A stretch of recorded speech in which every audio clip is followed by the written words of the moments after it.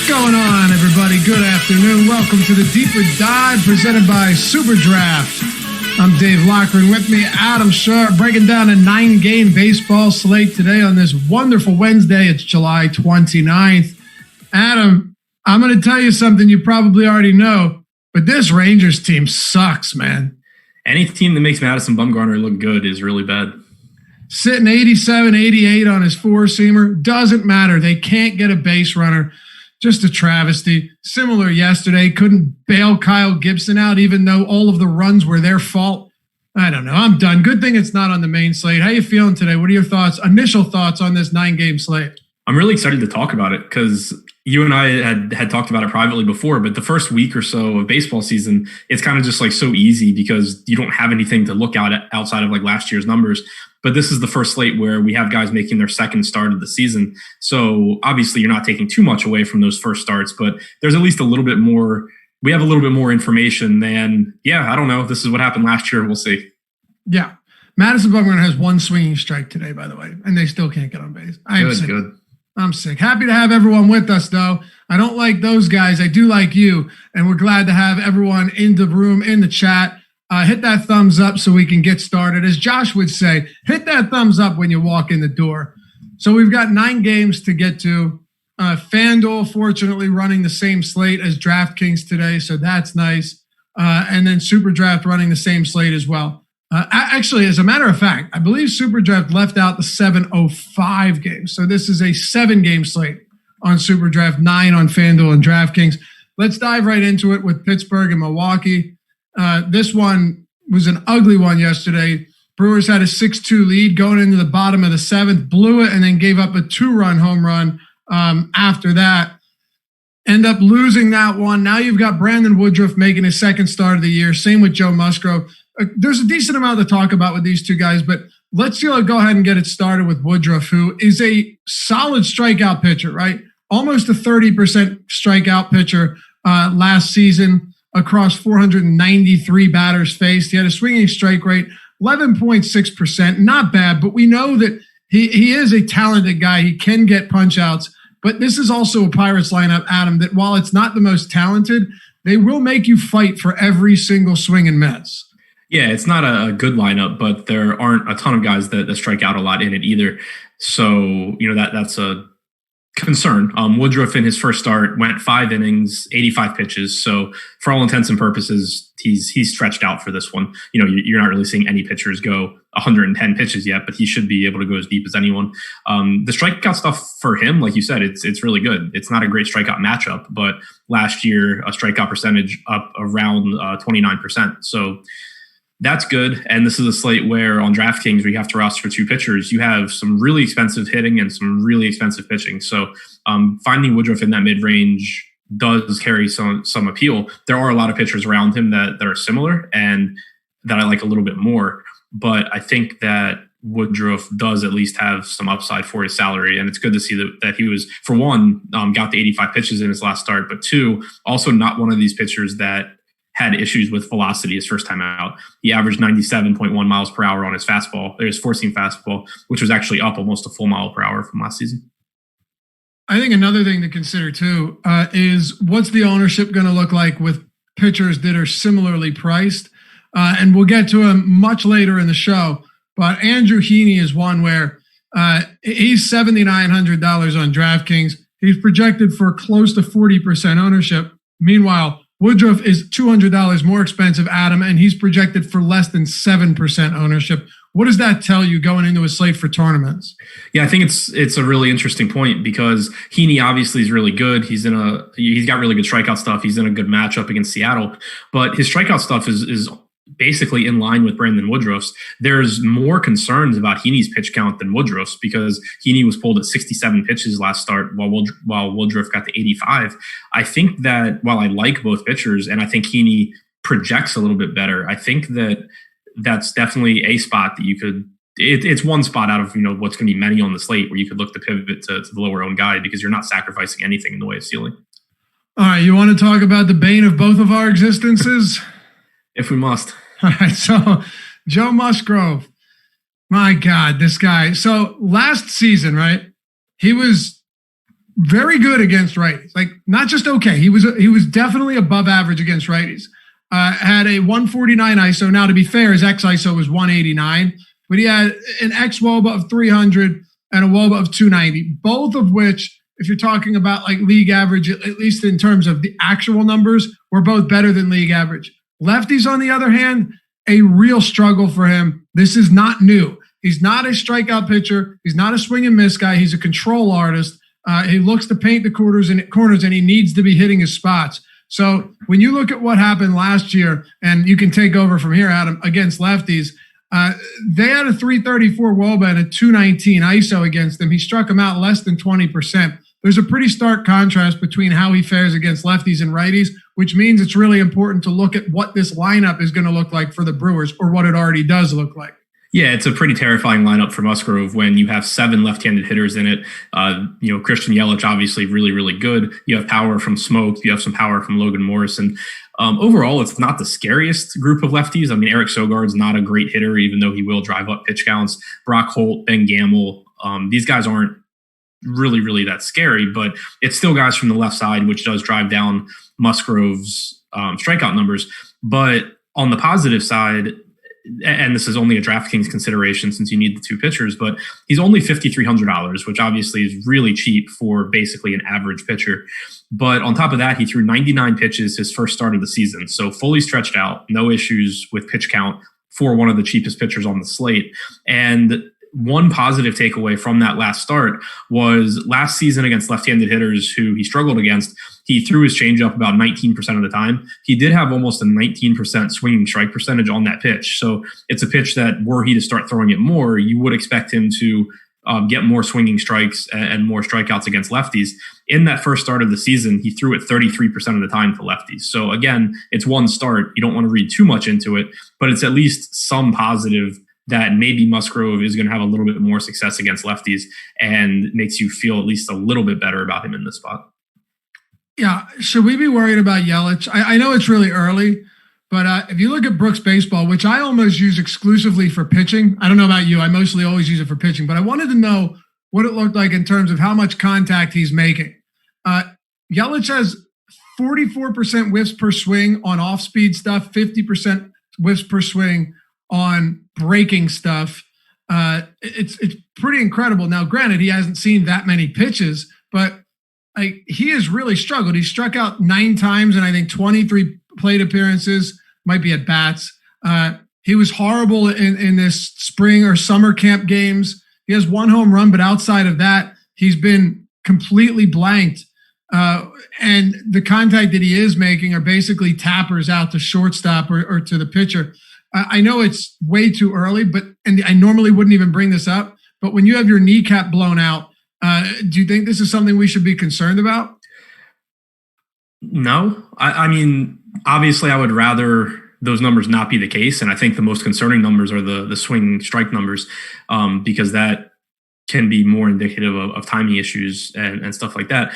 But at the same time, I mean, it's still baseball. Like every hitter goes through multi-week swings where they can't hit anything. And even just looking around the game right now, you have Yelich is doing terrible. Mike Trout's off to a bad start. Acuna can't hit. JD Martinez can't hit.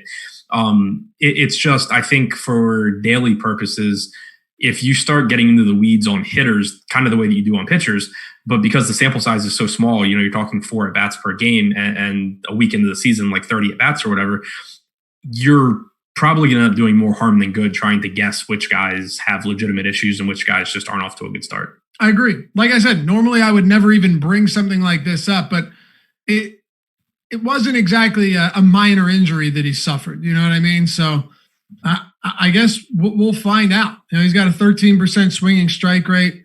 I wanted to actually, so Yelich, if you look at his plate discipline numbers, it's so hard to tell because it's way too early in the season.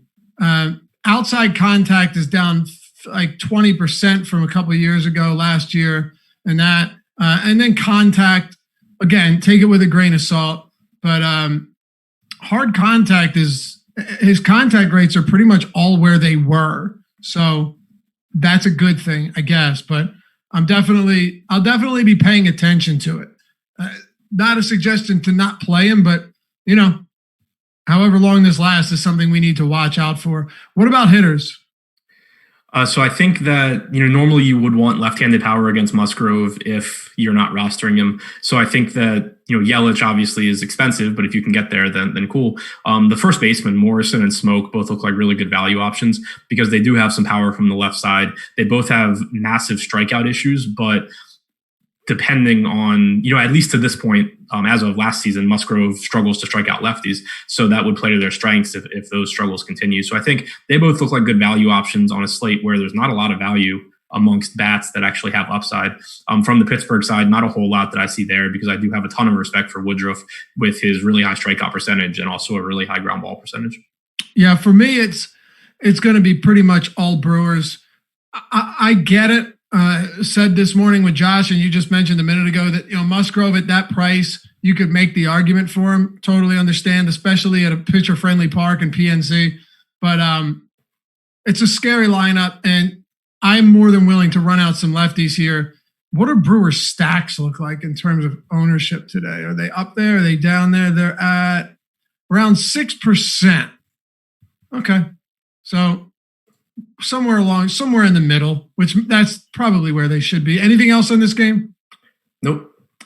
Tampa Bay and Atlanta.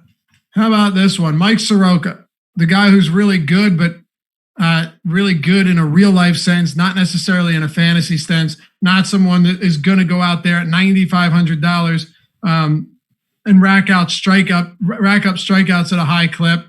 I don't know. I have a lot of pitching options that I like today.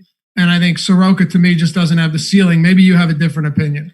No, I'm right there with you. I think that he's just at a price point that I don't really like. I'm interested in seeing the numbers from this start because in his last start, he was throwing a lot more four-seam fastballs than two-seam fastballs, which is something that maybe does start to translate into more strikeouts. But I don't really think it's a price point where I'm looking to jump on early and find out if that's the case, especially because I think this Tampa team does have some good bats. Soroka only threw 69 pitches in his first start, and Atlanta had said coming into the season that they were going to have pretty short leashes on their pitchers early on. So even though he went 6 innings, he threw less than 70 pitches. So I don't know how many pitches he throws here, but ultimately it's enough for me to just not really be interested in him and also not really be interested in the Tampa Bats because I do have a lot of respect for Soroka as a pitcher. Okay. What about Charlie Morton? Are you in any way concerned about what we saw from him to start off the season with his velocity being down more than just a couple ticks? Yeah, I'm definitely concerned about him. You don't want to read too much into one start, obviously, but you're talking about a pitcher in Morton who's not young and who has a pretty lengthy injury history and who kind of reinvented himself late in his career to this guy that threw 97, 98 miles an hour. Now he comes out here averaging 92.2 miles per hour on his four-seam fastball in his first start.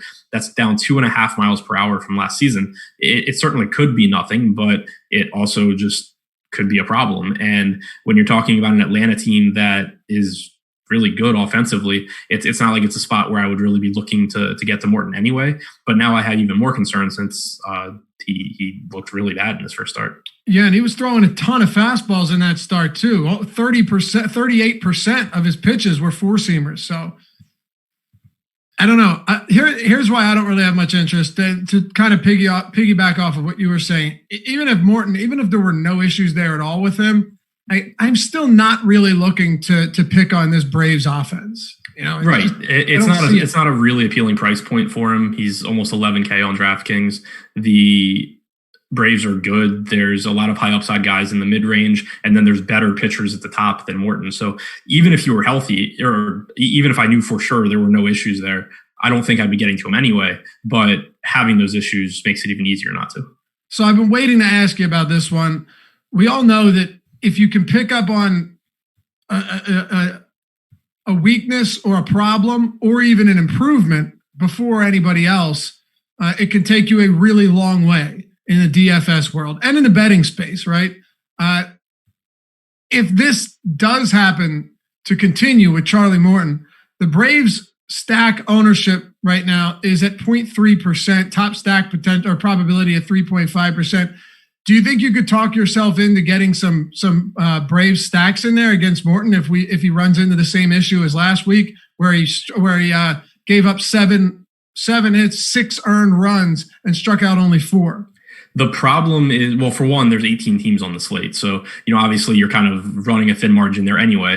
But the real problem I run into is looking at DraftKings pricing, $5,500 for Freddie Freeman, $5,700 for Ronald Acuna. Which I don't understand. Right, $4,700 for Swanson. Basically, and obviously this isn't the reason that they're so expensive, but they're basically priced as if Charlie Morton is bad. Yep. So there's a chance Charlie Morton's bad. There's a better chance that he's perfectly fine. And the Braves are priced for him to be bad. So you're not, even if you 100% know that Morton isn't himself, there's still not a whole lot of advantage to playing Atlanta there. Yeah, and Morton's only projected for 6% ownership. And then not only would you be contrarian with Atlanta, but you've got to pay up to be even more contrarian. But the difference of, like, you'll hear Alex say pay up to be contrarian a lot. When he says that, he's talking about pay up to be contrarian with a team that's in a good spot. We don't necessarily know if the Braves are in a good spot. I wouldn't be surprised to see them put numbers up, and they would be probably, even on an 18-game slate, one of my preferred stacks if they were all in that mid 4K range or something that was a little bit more palatable.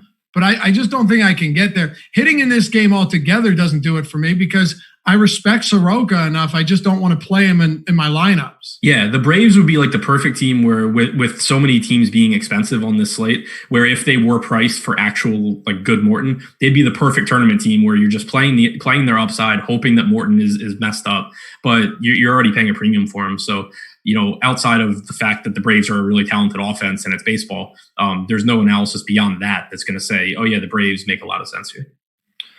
Okay, Kansas City, Detroit. Let's keep this one moving. Matt Boyd, Danny Duffy. If you want, Adam, you can dive right into this one. Danny Duffy, someone that's also plagued us for a long time. Matt Boyd really came to life last year and became one of the more impressive southpaws in the game. Slowed down a little bit towards the end of the season, and his opening day start this year was leaving a lot to be desired. How would you break down this pitching matchup between the two southpaws? Yeah, Boyd's one of the pitchers that I'm interested in here just because he's not really that expensive for the upside he brings. And the Kansas City lineup or Kansas City team isn't very good. Despite their massive performance the other night, they're a below average team. And you have plenty of strikeouts in this lineup. Boyd, his velocity was down a little bit in his first start, but nothing too concerning. Todd Frazier home run. What, Frazier home run? Yeah. Nice. Someone actually hit home run. Very nice. Sorry, go ahead. And yeah, so his pitch mix looked basically the same as last year. There's nothing that really concerns me about Boyd. He's going to strike guys out. He's going to give up home runs. But I think he also comes with some leverage in tournaments, especially on DraftKings because of their pricing. All these teams are super expensive. And then you have Kansas City with a $2,600 Salvador Perez, a minimum salary Maikel Franco hitting fourth, Ryan McBroom hitting fifth at minimum salary. This entire team is priced to face, I don't know, Jacob deGrom or something. Like, there's going to be so many teams that go with two ace pitchers plus the Royals plus whatever. I said the exact same thing this morning, that it's going to be the most popular build on the slate. No question. Right. And, right now looking at the top stack tool, we actually have Kansas City with the sixth highest top stack percentage, which I personally don't know that I even agree with. But the highest ownership. Right. But even if you assume, like, I think that stack percentage might be a little high, but even if you assume that it's not, they're still projected to have like 4 times the owner or 3 times the ownership, of that number. So I think it's just very clearly going to be a really popular stack. So if Boyd does go out there and have one of his, 8 to 10 strikeout games, you're just going to have a lot of teams that are just absolutely dead among the teams that you're competing with. All right, good reasoning. I'm with you 100% on that. I don't really have anything, any opposing viewpoints, but I guess I'll add this and kind of get a little feedback from you here. You got the Kansas City Royals with a 20% ownership share, top stack percentage. Like you said, it's somewhere, what does he say, top 6? But that's not doing a ton in term compared to their ownership. And then Detroit is projected to be the 3rd highest stack. And they've got maybe like the 8th highest top stack potential. So as a general philosophy, how do you attack something like this where, okay, they're in good spots, they are too cheap, no question about that, but all in all, they're not particularly good baseball teams. And, well, sorry, one of them's in a good spot. The Royals are in an okay spot, but they're just super cheap. Like, what do you do when not good teams are like super chalk on a slate like this? I think this is the biggest spot in baseball where your strategy changes cash games versus tournaments. In cash games, you want those really high floor pitchers that are expensive, and to get, some cheap hitters that are on teams with good totals and are just underpriced, which is the case for Kansas City and for Detroit. But in tournaments, obviously ownership matters and upside matters, and you get more upside from your bats than from your pitching for the most part, because a good start for a pitcher, you're getting like 25, 26 points. But you can get that, you can get pitchers that it's really difficult for an expensive pitcher to really separate from a cheap pitcher that has a good game. So whereas with bats, you're getting a lot more upside because only so many guys can realistically hit 2 home runs in a game. So I think that in cash games, you want to be going to these hitters and going with that build that we talked about with expensive pitching. But in tournaments, I think that there's always a really good argument, and it's my preferred approach, to sacrifice on pitching a little bit and get higher upside hitters in there that are a little bit lower owned as a result of people paying up for pitching. I'm perfectly fine taking my chances on mid-range pitchers and, a cheap Joe Musgrove, for example, so that I can get hitters that are better than Ryan McBroom or Michael Franco. Yeah, it's fair. And there's a lot of teams out there that are expensive, but also in spectacular spots. I will say, if we're talking individual bats, CJ Cron batting 4th is, at that price, he's still one of my favorite hitters on the slate. The guy has like a 300 ISO against lefties. At least he did last season. He can crush them. Danny Duffy will give up some pop. So if I'm one-offing, if I'm not going full out stack, but I'm trying to get some of this value, that's my top option from this game. What about you? Because there's Salvador Perez, Mondesi off to a slow start, but once he gets on base, he's going to run. Like there is a lot of good value here. It's just, I don't know. Who do you like the most? Yeah, there's a ton of good value. I would say that if you're playing cash games and someone doesn't have Salvador Perez on DraftKings, you should probably start playing them a lot more. I actually even... I haven't tried building lineups like it, but just from a strategy standpoint, I don't even mind in tournaments having Boyd and Perez together, because Boyd does give up home runs. The catcher position normally sucks, and Perez is just so cheap. It's not like I want to just be taking a bunch of one-offs against my pitchers, but I think Perez individually is fine there. But certainly the cash game catcher. I'm with you on CJ Cron in a really good spot against Duffy. Has a ton of power, and it's just really cheap. Jorge Soler is clearly underpriced. So my favorite guys would be Perez because of his position, Cron, and then Soler. Okay. Hey, if you haven't checked out SuperDraft yet, you go to superdraft.io or download it in the App Store to check out a brand new way of playing daily fantasy sports. You heard me say it a million times. I hate when people try and reinvent the wheel with DFS because, sites like DraftKings did it right. But SuperDraft did it differently and actually did it right. And I don't say that because I didn't expect them to. I say that because so many other sites that have come along have not been able to do that, and they disappear. SuperDraft took the salaries and got rid of them, and they made a multiplier mode. It is very cool. So Jacob deGrom tonight, assuming you want to play him, you get exactly what he scores. If he scores 30, you get 30. However, with Charlie Morton, and I'm not recommending that. Let's take Chris Paddock, for example. If Chris Paddock scores 30, you get 1.55 times that 30 fantasy points. So you're multiplying whatever it is by their own multiplier instead of salary. So if you wanted to, you could play every top player, well, as many fit in a roster on this slate. But that's not really the way to go. Maybe the first thought is, but it's not the right way to go. You're looking for good value here. You're getting those high multipliers, and you're finding guys that can give you the most points. So you're projecting them for the most. And then what about the guys that you've projected for the most that have the best multiplier? So there's a whole new way of looking at it. It's a lot of fun. I know a lot of you guys are already playing over there, but for those of you that aren't, sign up using the sign up code Awesemo10, AWESEMO 10, 10, all one word. You'll get $10 on your first deposit of $10 or more, or you get $20 on your first deposit of $100 or more. It's Awesemo10, AWESEMO 10. And check that out, superdraft.io, or download it in the App Store today. All right, man, we've got 3 down, 6 to go. Dodgers and Houston. Dodgers are an interesting team to talk about today. And because they're priced up, there is less ownership than I anticipated, but I guess it makes sense because most people are taking that same approach to the build that we just talked about. But before we get into that, I guess I have to get your opinion on Dustin May and on Christian Javier. We'll start with the rookie coming up for the Houston Astros. Yeah, so Javier making his first major league start. He from what I saw, they're not expecting him to go more than 5 innings. He's 23. He had a 39% strikeout percentage in 17 appearances at AA last year. 11 of those were starts. He did walk 13.5% of hitters. He ranked 36th among all AA pitchers that pitched at least 30 innings with a 15.7% swinging strike percentage. So the strikeout stuff's good, which is what we see from pretty much every pitcher that comes out of Houston's minor league system.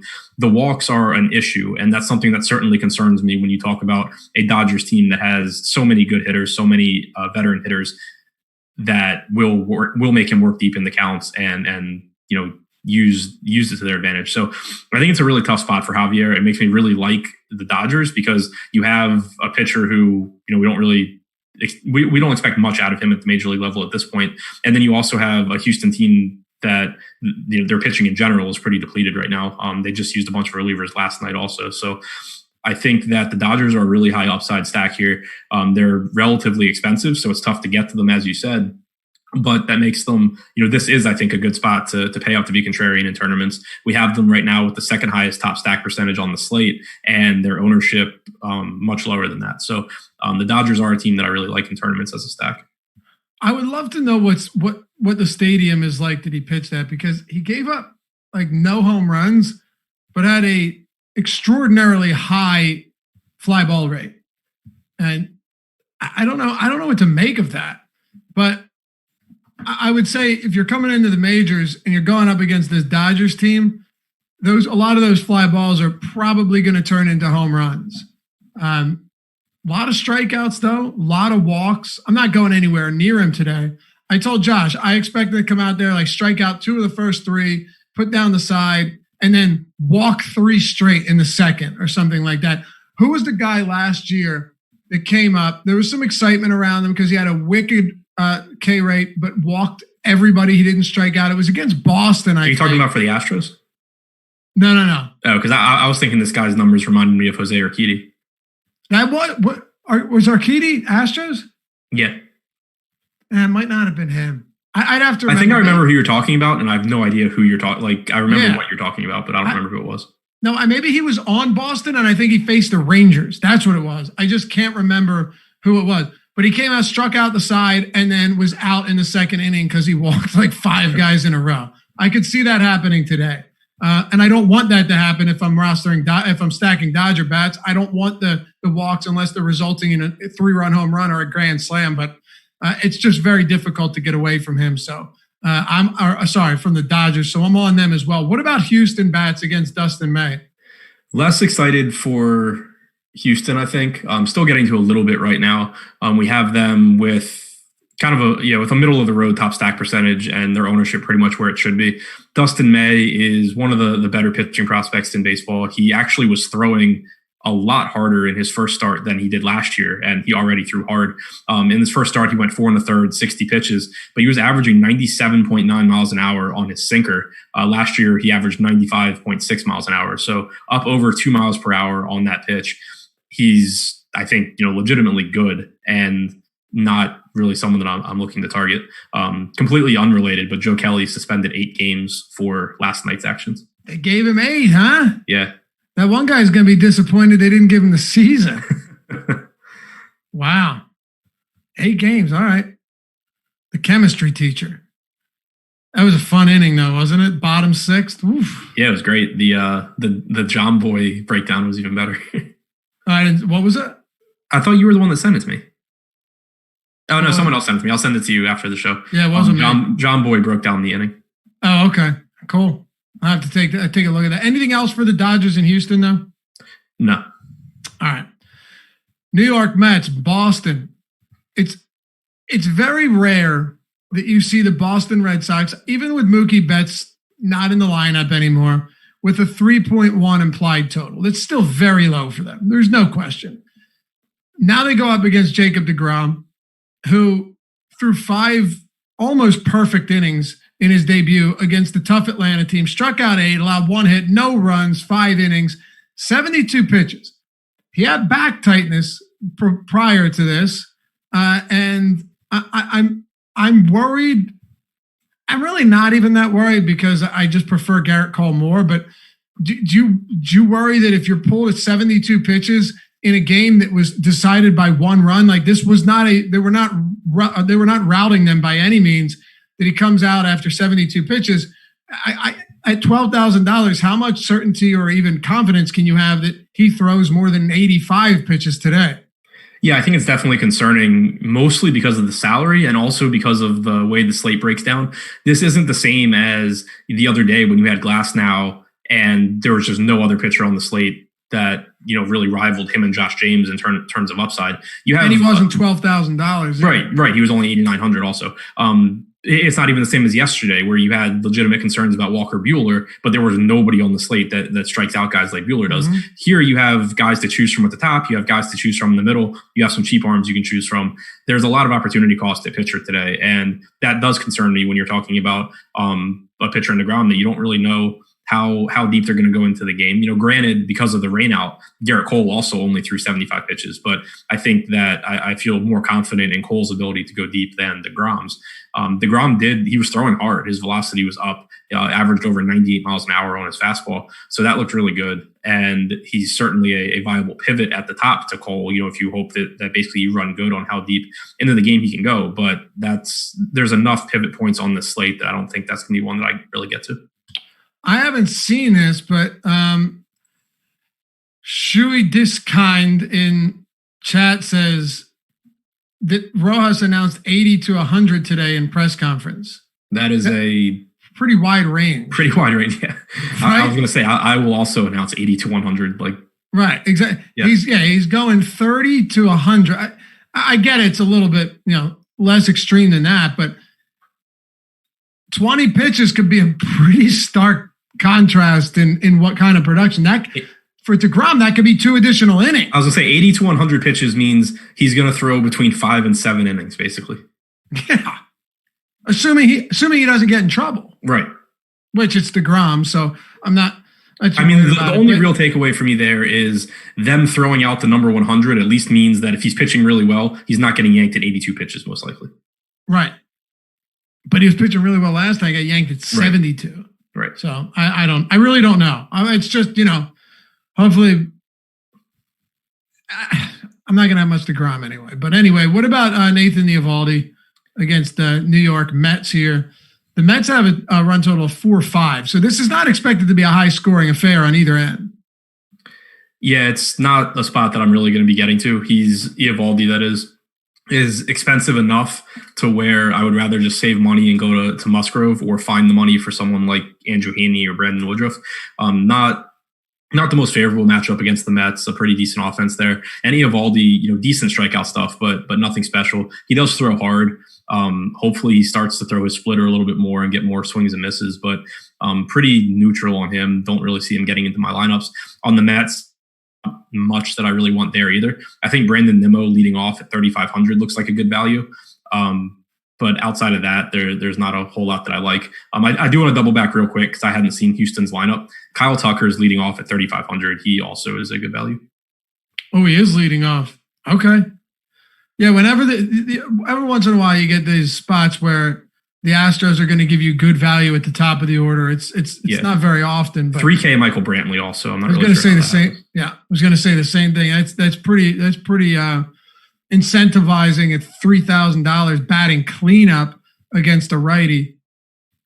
Yeah, so you think more of like a one-off spot for Houston? Yeah, I think so. I don't think I'll be getting to a lot of full stacks there, but when where everyone, for example, is going to be going to Jorge Soler at 3,600, going to Kyle Tucker at 3,500 is a pretty solid pivot.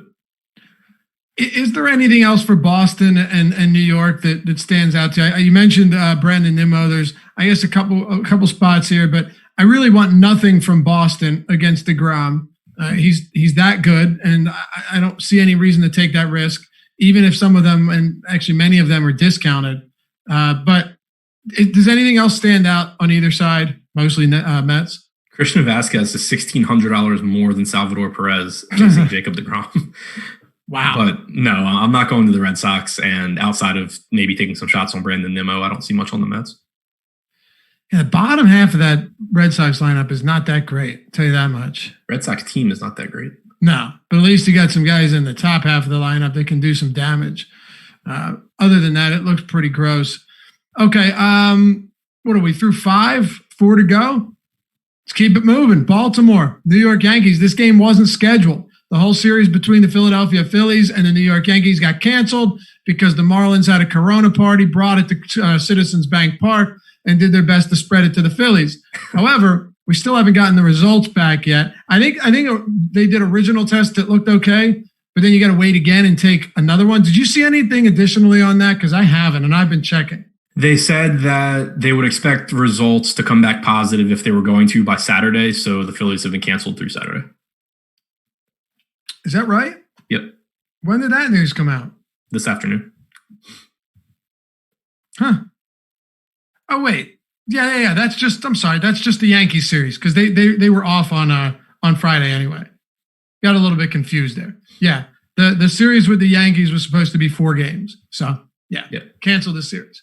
Look, if there's any series you got to cancel as a Phillies fan here, cancel this one. Shit. Yeah, I mean, the Orioles losing the Marlins and getting the Yankees instead kind of seems like bullshit. But that's not fair. Garrett Cole, Asher Wojciechowski. We'll start with Garrett Cole. Before the season started, he was the leader, odds-on favorite to win the strikeout crown in Vegas, and that's no surprise at all. It's just absolute filth from this guy every time he toes the rubber. He will allow some home runs. He did allow a home run in his first start, but he's going to go out there and he's going to mow guys down. While the Boston Red Sox lineup is not very good, the Baltimore Orioles lineup is considerably worse. So at least there's Benintendi and Martinez and Devers and, I won't even consider Mitch Moreland in there. But, there's those 3.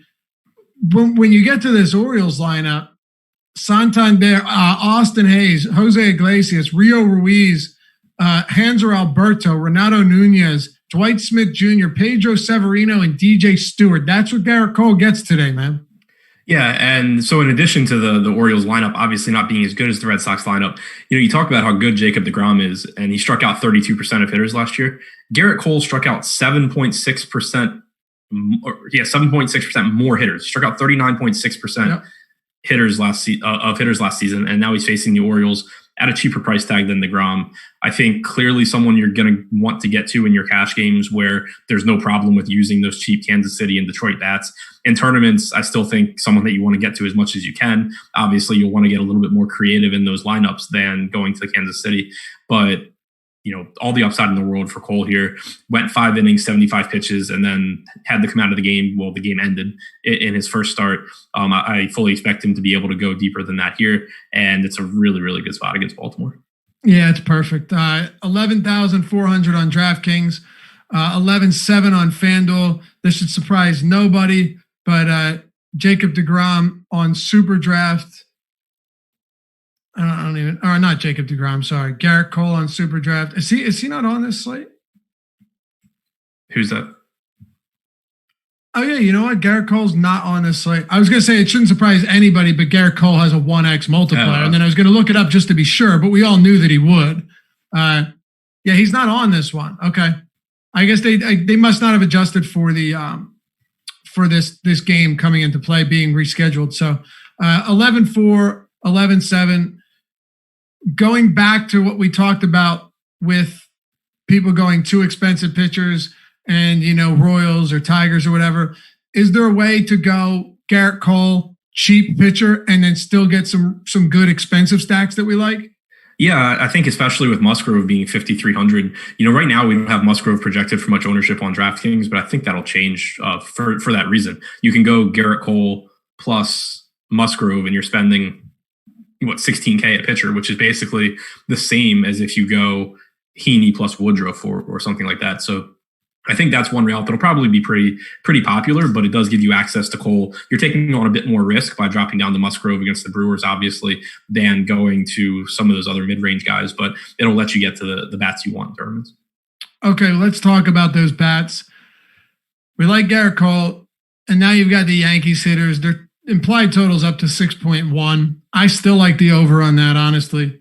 Wojciechowski last season was just bludgeoned by pretty much everybody. You know, he allowed 2.3 home runs per nine to lefties, 1.4 to righties, 5.91 xFIP against lefties, 5.33 or 5.35 against righties. Instead of just giving you the total, I'm giving you both because some guys are just way better against hitters from one side of the plate.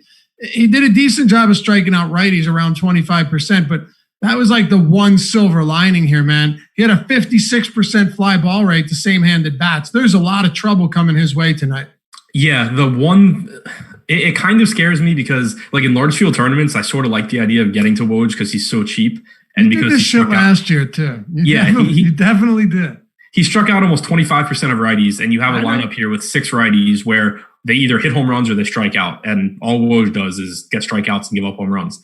So there's at least more upside for him than I think other cheap pitchers, like, for example, Johnny Cueto at 6K. I would rather go to Woj.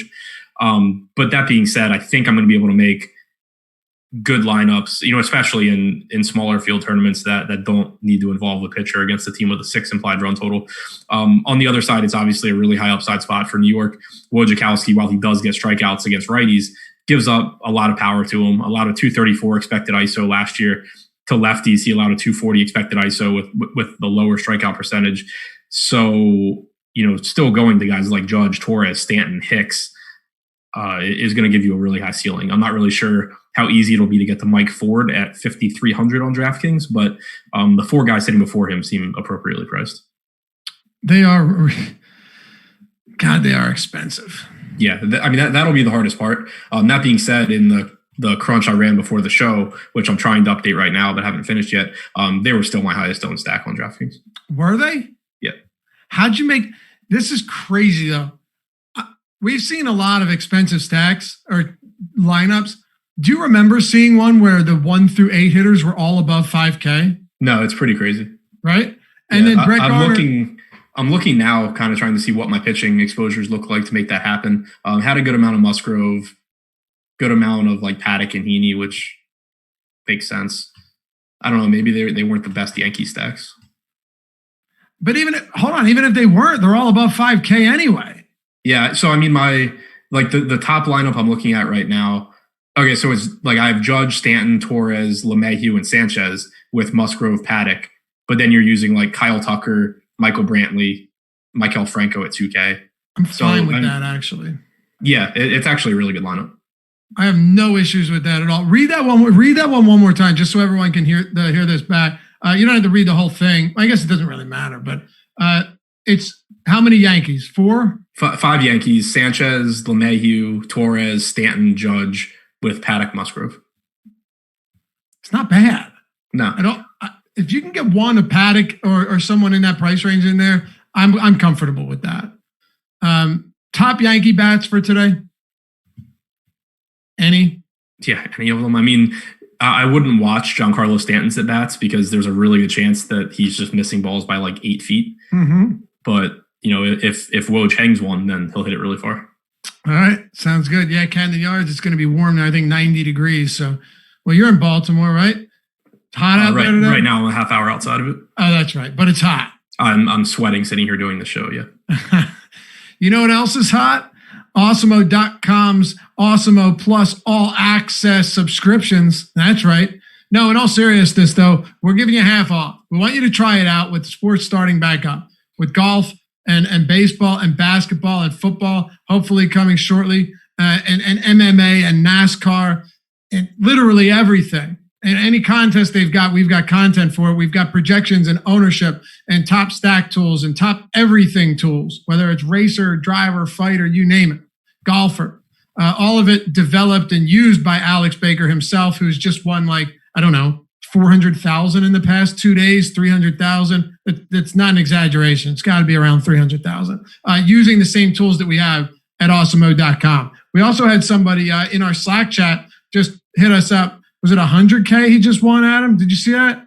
I don't think I saw it. Yeah, I think it was 100 KCMO. I think was our guy. I think it was 100 grand, 100 grand just last night. So we had some good stuff happening so far at Awesemo.com. You can check out all the screenshots. But anyway, at Awesemo.com/join, all you got to do is use the coupon code at checkout. Restart, RESTART, restart. It's good until I think August 3rd, but get in today because you get 50% off everything. 50% off every single sport, not just baseball. So it takes it down from, I don't know, 99 to like 44 or something like that. Huge discount for your first month. Check it out. I think you guys will like this. All of the premium articles, projections, ownership, and so much more. The lineup builder. And if you want to get the Fantasy Cruncher add-on, you could do that as well. And join our premium Slack chat. That comes with everything. So check it out. Use that promo code RESTART when you check out. And when you go to last thing here, when you go to Awesemo.com/join, scroll down and you can see tutorial videos on how to use all of our most popular tools so you know what you're getting into before you dive in. All right, restart. Minnesota, St. Louis. Let's make this one happen. Daniel Ponce de Leon and Dick Mountain. Rich Hill on the bump, making his first appearance of the season after he was sidelined because apparently he just needed some rest. Let's start with Rich Hill. He's one of my favorite pitchers. Just like him doesn't mean from a DFS perspective I'll be on him all that much this year. I guess we'll find out. But he's getting up there in age. I think he's 40 now. It's fine, I guess, when you throw a 60-mile-per-hour curveball. But he does have good swing and miss stuff. Can he come out here and make any waves against St. Louis? I'll be taking some shots on him at 7,200. I think the range of outcomes is pretty wide because this is his first start. They say he's healthy. They say he's been, throwing in the bullpen. He's fine. I don't know how many pitches he throws. I would guess somewhere around 75, 80. Wouldn't be shocking if it was lower. But at that price point, and with the bats that I want to get to, I'm fine taking a chance on a guy with a 29.8% strikeout percentage last year. It's not a bad Cardinals lineup, but it's not a great one either. So I'll be going to Hill. I don't really have super high expectations there, but I do think that there's at least more upside on him than a lot of guys priced around him. Okay. What are you giving him for innings? Around 5? Yeah, I would assume he throws around 5. What about Minnesota bats against Ponce de Leon? Minnesota bats against pretty much anyone is pretty appealing. They just have so much power in this lineup. Such a scary lineup, man. Yeah, and I mean Ponce de Leon, he's not bad, but he's not someone I'm shying away from because of how good he is either. Didn't get to a ton of Minnesota stacks, but I think that's in part because of how much Yankees I got to. Minnesota we do have as the third highest top stack percentage, but we have them with higher ownership than the Yankees or the Dodgers. And so I was getting to a lot more Yankees and a little bit more Dodgers. Okay. 5.4 run implied total for them as well. They're minus 160 money line favorites. It's I think you put it pretty simply and accurately. Them against the Twins against anybody right now are worth playing. There's just a lot of power, and really they're not that expensive. You compare them against a team like the Yankees who are in a better spot. Ponce de Leon's pretty average, but Minnesota. You mentioned their ownership, right? Yeah, they're right now we have them with more ownership than the Yankees or the Dodgers.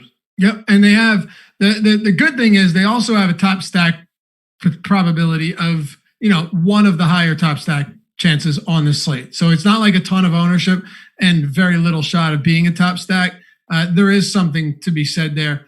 Yankees had the highest top stack probability on the slate. No surprise, but they're all above 5K unless you want to play a $4,800 Brett Gardner. It's getting ugly out there. Anything else from either side of this one? Bats, any more notes on pitchers before we keep it moving? My notes on Ponce de Leon were first start of the season, can't find news on pitch count, facing Twins, so who cares? That's what you wrote down? Yep. All right. Perfect. That's all we need then, baby. Let's keep it going. 2 to go. And Live Before Lock crew coming up after this. They'll take you up till that 7:05 p.m. Eastern time start. And then we'll do this all again tomorrow. And we'll do it all again Friday to close out the week. Who do we got coming up next? We got Spags, got Chris Spags, and we got Jake Hari. So a nice crew there taking you up till lock. Stick around. It'll be on this stream right here. You don't have to go anywhere. Stay here right afterwards. Listen to Jordan Klein producing today's show. Play some gnarly music and feed you right into the next stream. All right. San Francisco, San Diego, Chris Paddock, Johnny Cueto. Chris Paddock's good, man. The one issue we had with him last year, and I think you and I discussed this last week, was you couldn't rely on him to go deep into games. He threw 81 pitches, 6 scoreless innings, 4 Ks against Arizona in his debut. And now you've got him going up against a San Francisco team that is just dreadful on every single level, Adam. Yeah, I think pretty clearly one of the best spots on the slate, especially among the mid-range guys. You know, obviously Cole is in a different tier against Baltimore, but Paddock coming in at 8,400 in San Francisco, the best pitcher's park in the league. Paddock in his first start went 6 innings, 81 pitches. So for all intents and purposes, I think he's got as long a leash as anyone on this slate, I would think. Averaged 94.6 miles an hour on his fastball, which was up from 93.9 last year. So no velocity issues there. Pretty much checking all the boxes. And for that reason, one of my top 1 guys tonight. Okay. I'm with you. At that price point, it's going to be tough to get away from him. He's in one of the best. He's in the best pitcher's park there is. And he's facing arguably the worst offense, definitely a bottom 5 offense in the league. There's not really even that much analysis that goes into this when you look at the price, park, and matchup. No, not at all. It's just, really good pitcher, really good park, really bad offense, not on a pitch count. Yep. And Johnny Cueto, on the other hand, his first start of the season, there are a lot of questions. Does he still have it? Is there anything left in the tank? He was fine. Johnny Cueto goes out, he only threw 63 pitches. Johnny Cueto goes out, gives you 5-6 innings of, 2-run ball or whatever. You're going to be very happy with that. I don't know how he's going to look here against San Diego. Granted, his opening day start was against the Dodgers, and he did a good job across 4 innings. I don't really have any interest here, but maybe there is something that you see in the ability to get some strikeouts against a kind of volatile San Diego offense. No, not really interested here. I mean, the only real argument you would make is that he's pitching in San Francisco and he's cheap, but I think that Musgrove being cheaper makes him more appealing. I think that Woj has the better strikeout matchup, even though it's obviously terrifying. I think that Cueto's median is a little bit higher than Woj's, and I think that he's a little less volatile. But in tournaments, if I'm taking a risk on someone, I want the volatility. So I would actually prefer going to Woj and his ceiling over Cueto. I don't really see much reason to get to him. Okay, one more game. Before we do that, I want to ask you guys a question. You like free ship? Yeah, we all do. If you go to the at Awesemo_com handle on Twitter, you'll see how to win a free month of Awesemo Plus. Like I said, all of that stuff we talked about a minute ago with the restart code, all that good stuff, this is a way to do it for free. You just got to rate our podcast. 5 stars, of course. Check it out at Awesemo_com on Twitter. Give yourself a shot to win an Awesemo Plus monthly pass. There's no reason not to enter yourself into this. It's on Twitter. And hey, while you're at it, do yourself a favor. Help us out a little bit as well. Follow Adam on Twitter at ShipMyMoneyDFS. He's certainly an entertaining character. And myself at Loughy _D, LOUGHY_D. We won't let you down. All right. You ready to close this one out? Yeah, let's go. All right. LA Angels and Seattle Mariners. Andrew Heaney on the bump. Toeing the rubber here for the Angels. I'm a big Andrew Heaney guy. I really like him. I think he's got one of the best curveballs in the league. I don't believe he's put it all together yet, but I do still think at 7,900, I'm more than willing to take that shot on him being able to put it together against the Seattle team that far from packs a punch and is hardly scary. We don't have lineups yet, but when I look at Andrew Heaney, do I think he's going to square off against a mixed lineup of lefties and righties? I do, and I'm not totally worried about that. The more lefties, the better. I don't care what happened last year against lefties. Throughout his career, he's been perfectly fine against them. But ultimately, it comes down to the fact that they have a 3.6 run total at Angels Stadium, which has been renovated a bit to help hitters, but not too much. And he's sub 8K. He's sub 8K when Mike Soroka is like 9,500 at him. And from an upside standpoint, I'll take Heaney on that discount at 2,600 all day long, man. Yeah, no doubt. The only real negative about Heaney is that going into his last start, the Angels said he would throw 70 to 80 pitches. He was pulled after 4 2/3 innings at 67 pitches. So, maybe some concerns about he's probably not throwing 100 pitches here, but also if they plan on him going around 80, 85, that's perfectly fine. You're once the pitch count gets to that point, you're basically just missing out on 15 less than average pitches that you're just hoping don't get lit up. So, assuming the pitch count's in the 80 to 85 range, at least, that's not really too concerning. The strikeout stuff's really good. He struck out a little over 29% of hitters last year. He's a good pitcher. The Mariners don't have a whole lot to scare you in this lineup. Kyle Lewis has some power. Kyle Seager has some power, but outside of that, you're not too concerned here. So I think Heaney will be and should be one of the highest owned pitchers on the slate. I think he should be too, and he will be, like you said. It's that. Don't be surprised when a lot of people have Andrew Heaney. Right now, you've got. Let me see if we got updated ownership because we got 2 minutes left in the show. Updated? Do we? Yes, no. 24 minutes ago. Okay, so Andrew Heaney right now, your highest projected owned pitcher. Ownership tool, top stack tool. You know where to find it. It's at Awesemo.com if you want to follow along. Garrett Cole basically tied with Heaney, and then you've got Chris Paddock. So makes sense. Yeah. But I'll ask you this first. Are you interested in this Angels team today going up against Justin Dunn?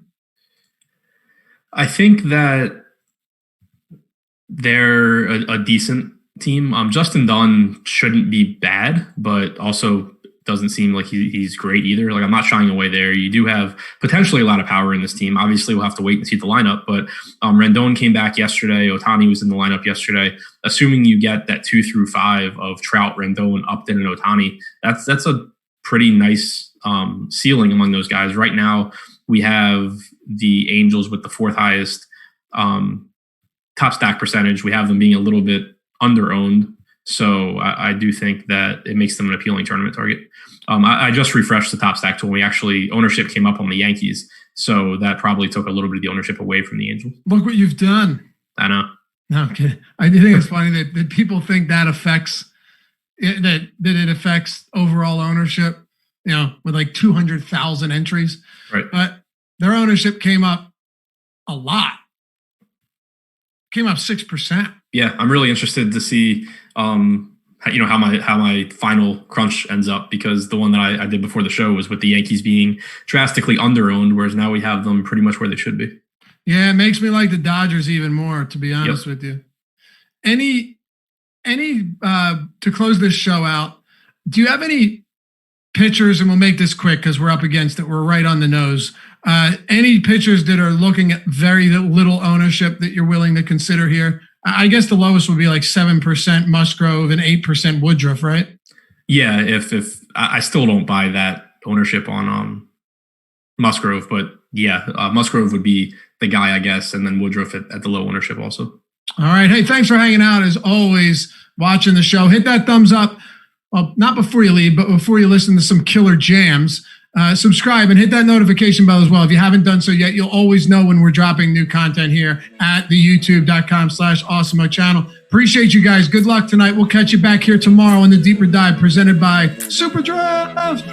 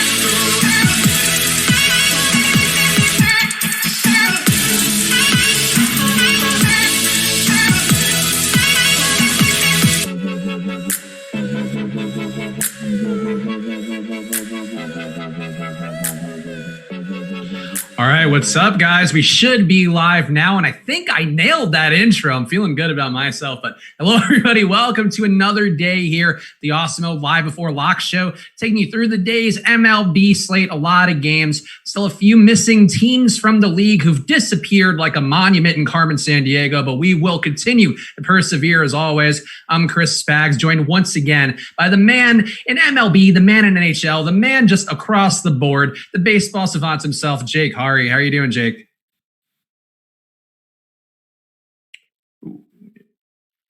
Do I have Jake muted, or is he muted somehow? All right, I'm. There we go. All right, you need those dulcet tones, baby. Yeah. I was gonna say quite the introduction there, so I appreciate that. Yeah, feeling on top of the world. I actually made some profit last night.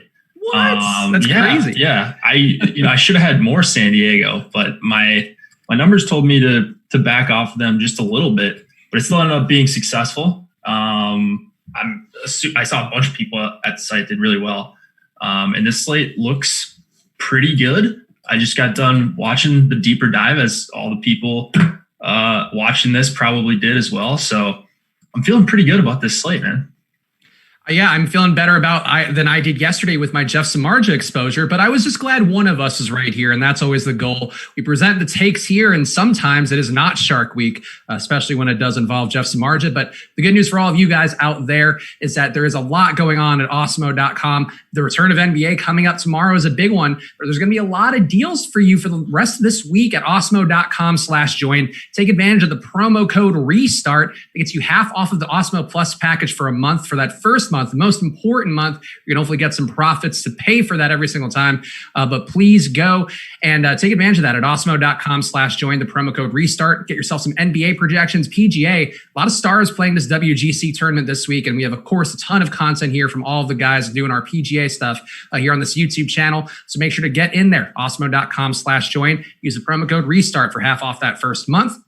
And of course, it wouldn't be a Live Before Lock show if we didn't give a shout out to our friends over at SuperDraft, the future of daily fantasy sports. And it has arrived for you today. Experience SuperDraft's exclusive game mode multiplier and say goodbye to salary restrictions and a load of lineup freedom. Use your fantasy sports knowledge to draft any player you want and build your very own dream team with countless lineup possibilities that let you experience daily fantasy sports the way that you want. And of course, they do have contests for NBA, MLB, PGA, NASCAR, and MMA. And we have SuperDraft projections up on the site as well. So make sure to take advantage of our super draft deal by using the promo code Awesemo10. That's AWESEMO10. That gets you $10 free with a deposit of $10 or more. And if you deposit $100, you get $20 free on there. So take advantage of that deal. Awesemo10 is the promo code at superdraft.io or by downloading SuperDraft in the App Store.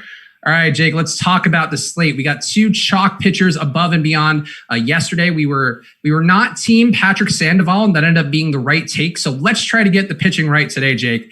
I'll be honest, I'm a little more in favor of the chalk today. We got another Angels pitcher, Andrew Heaney, who's looked very good to start the year. Does tend to start pretty hot. We saw last year as well when he came back. Started the season a little late for him, but did end up with a very nice strikeout rate to kick things off. Same thing so far, a limited 2020 sample, only faced 16 batters, but has a 38% K rate, a very nice price point going against a Seattle team who does occasionally blow up chalk pitchers, but does also have a lot of guys who strike out and a lot of guys who are just kind of incompetent at hitting versus lefties, some of the young guys in their lineup especially. So Jake, Andrew Heaney, let's do it right now. Are you in or out on him? Because I'm a little more in than I would have thought, but I do have a couple of Seattle stacks going against him just in case. Yeah, I'm in on him. I do have Seattle on the other side. I did see a couple players popping up there for me in my exposures here. Again, running 50 lineups, so that might matter for if you're taking our advice, like kind of how we're playing. So I'm playing 50 today on DK. I'm playing 150 on FanDuel. So I'm going to have Heaney all over the place. I wouldn't say he's probably going to end up deciding my night. I do think I did make a mistake not having like barely any Sandoval last night because he was an okay option. I think maybe I had an error in my sheet or something, or the ownership projection was a little bit higher here. I think we're dead on Heaney's ownership. Like he should be pretty popular. But you mentioned good matchup, huge favorite. Let's see what he's at. Yeah, minus 220 right now. In a pretty good park. I guess not a pitcher's park or anything like that. So he's a good play. But again, when you're playing someone really popular in MLB, just look to differentiate, whether it's with your SP2 spot or one of your stacks, or some way to get a little bit different from a lot of people that are going to have Heaney tonight. Yeah, I think that's basically where I landed with it too. And I think I'm a little bit reassured by Alex, talking a little bit on the show. Of course, Alex Baker, Awesemo himself, now a part of our Live Before Lock shows. So make sure to keep your eyes peeled here because he'll be joining us tomorrow for NBA alongside me, and Josh will be doing the NBA Live Before Lock show. And he'll also be on some streams for MLB. Again, obviously, we had a few for this last week. But one thing he told me recently was that he's more comfortable with the chalk pitchers. And that kind of surprised me because we always talk about the concept of leverage. And for him, if a guy grades out well, he does seem like somebody he's willing to ride with. And there's one guy I think is a little bit safer than Heaney, who we'll talk about in a second. If you're familiar with the slate, you're probably not going to be surprised. So the spoiler alert, it's Garrett Cole. But I feel good about Heaney. I feel good about Cole. And I also feel like there are some stacks to get different. So I'm riding with Heaney too. And, with that little bit of Seattle exposure going the other way just for the field. But Jake, let's talk Garrett Cole. He's a monster. I think last year he was one of those guys where just looked great every single start. So far for the Yankees, very limited sample size, but did do a similar performance against the Washington to open the season. Looked pretty good. I really have no issue going to Garrett Cole today at his price point. You could certainly afford it on DraftKings, certainly feasible on all the other sites as well. And it is worth noting too, FanDuel does have the same lock time today. So nothing weird in that like we've had the last few days. But are you with me on Garrett Cole, or is he the guy you're willing to get away from? Because he's certainly not discounted like Andrew Heaney, but I just think the guy's a monster. And whenever I can get him, I don't care if he started the season with a 5.2 xFIP. I'm not going to read into any of those concerns. I just love Cole. And if I can get him on any slate, especially against the Orioles, I'm in. Yeah. I mean, Cole, he's my best, my favorite option tonight. Going to be my highest exposed pitcher. Looks like by a pretty wide margin. He strikes out everyone.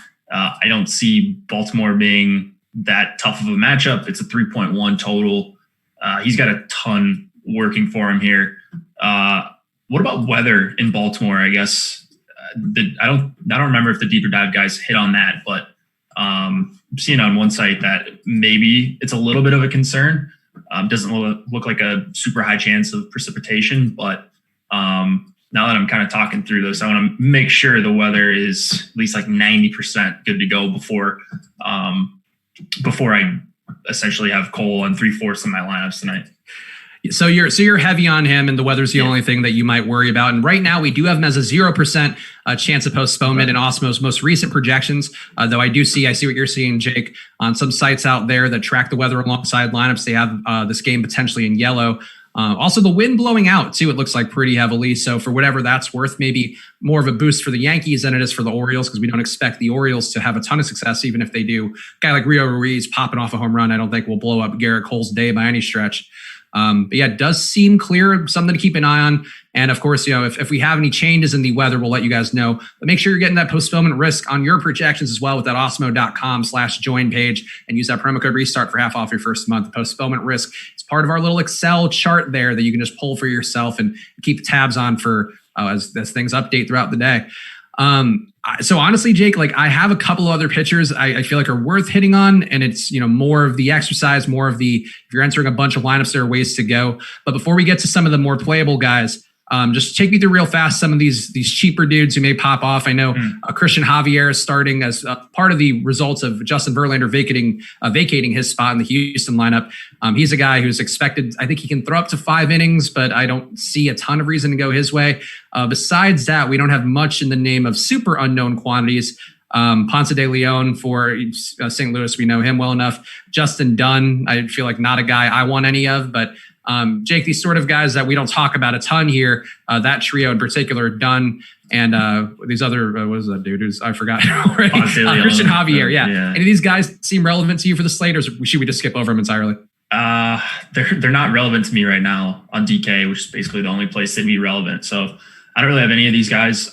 They're not really getting much ownership, so I'm not even taking a second look at it. So maybe I missed something, but based on where they're projected, which is what I rely on heavily, and based on their ownership projections, it doesn't really seem like I need to be getting to these cheaper guys. The cheapest I'm going right now looks like is Eovaldi and Danny Duffy, but it's not in a line of lineups here. Danny Duffy. Okay. Well, let's talk about some of these other guys. We do have some, again, two really obvious chalk pitchers in Andrew Heaney and in Garrett Cole, but there's a couple guys right behind them in terms of ownership, closer to 20% than 40%. Of course, get those ownership projections with your Awesemo Plus membership. Again, that promo code restart at awesemo.com/join. Hit it. Take advantage of it while you still can for a few more days.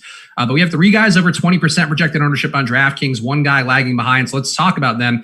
And you mentioned Joe Musgrove, who is going to be a little lower owned. So I guess, we'll circle back to him. But let's talk about Paddock Boyd.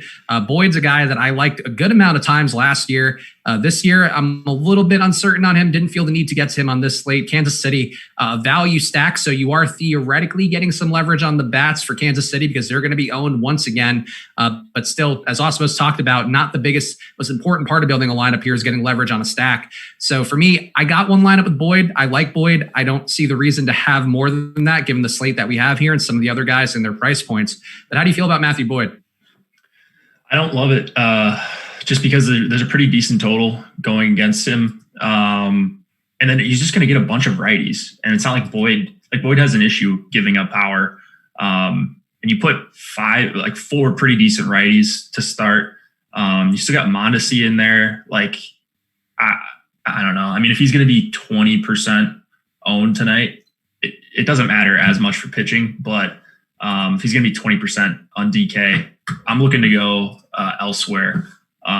He's kind of in that awkward range too. He's not Cole, he's not DeGrom. And so I'm just not getting to that range all that often is the other problem.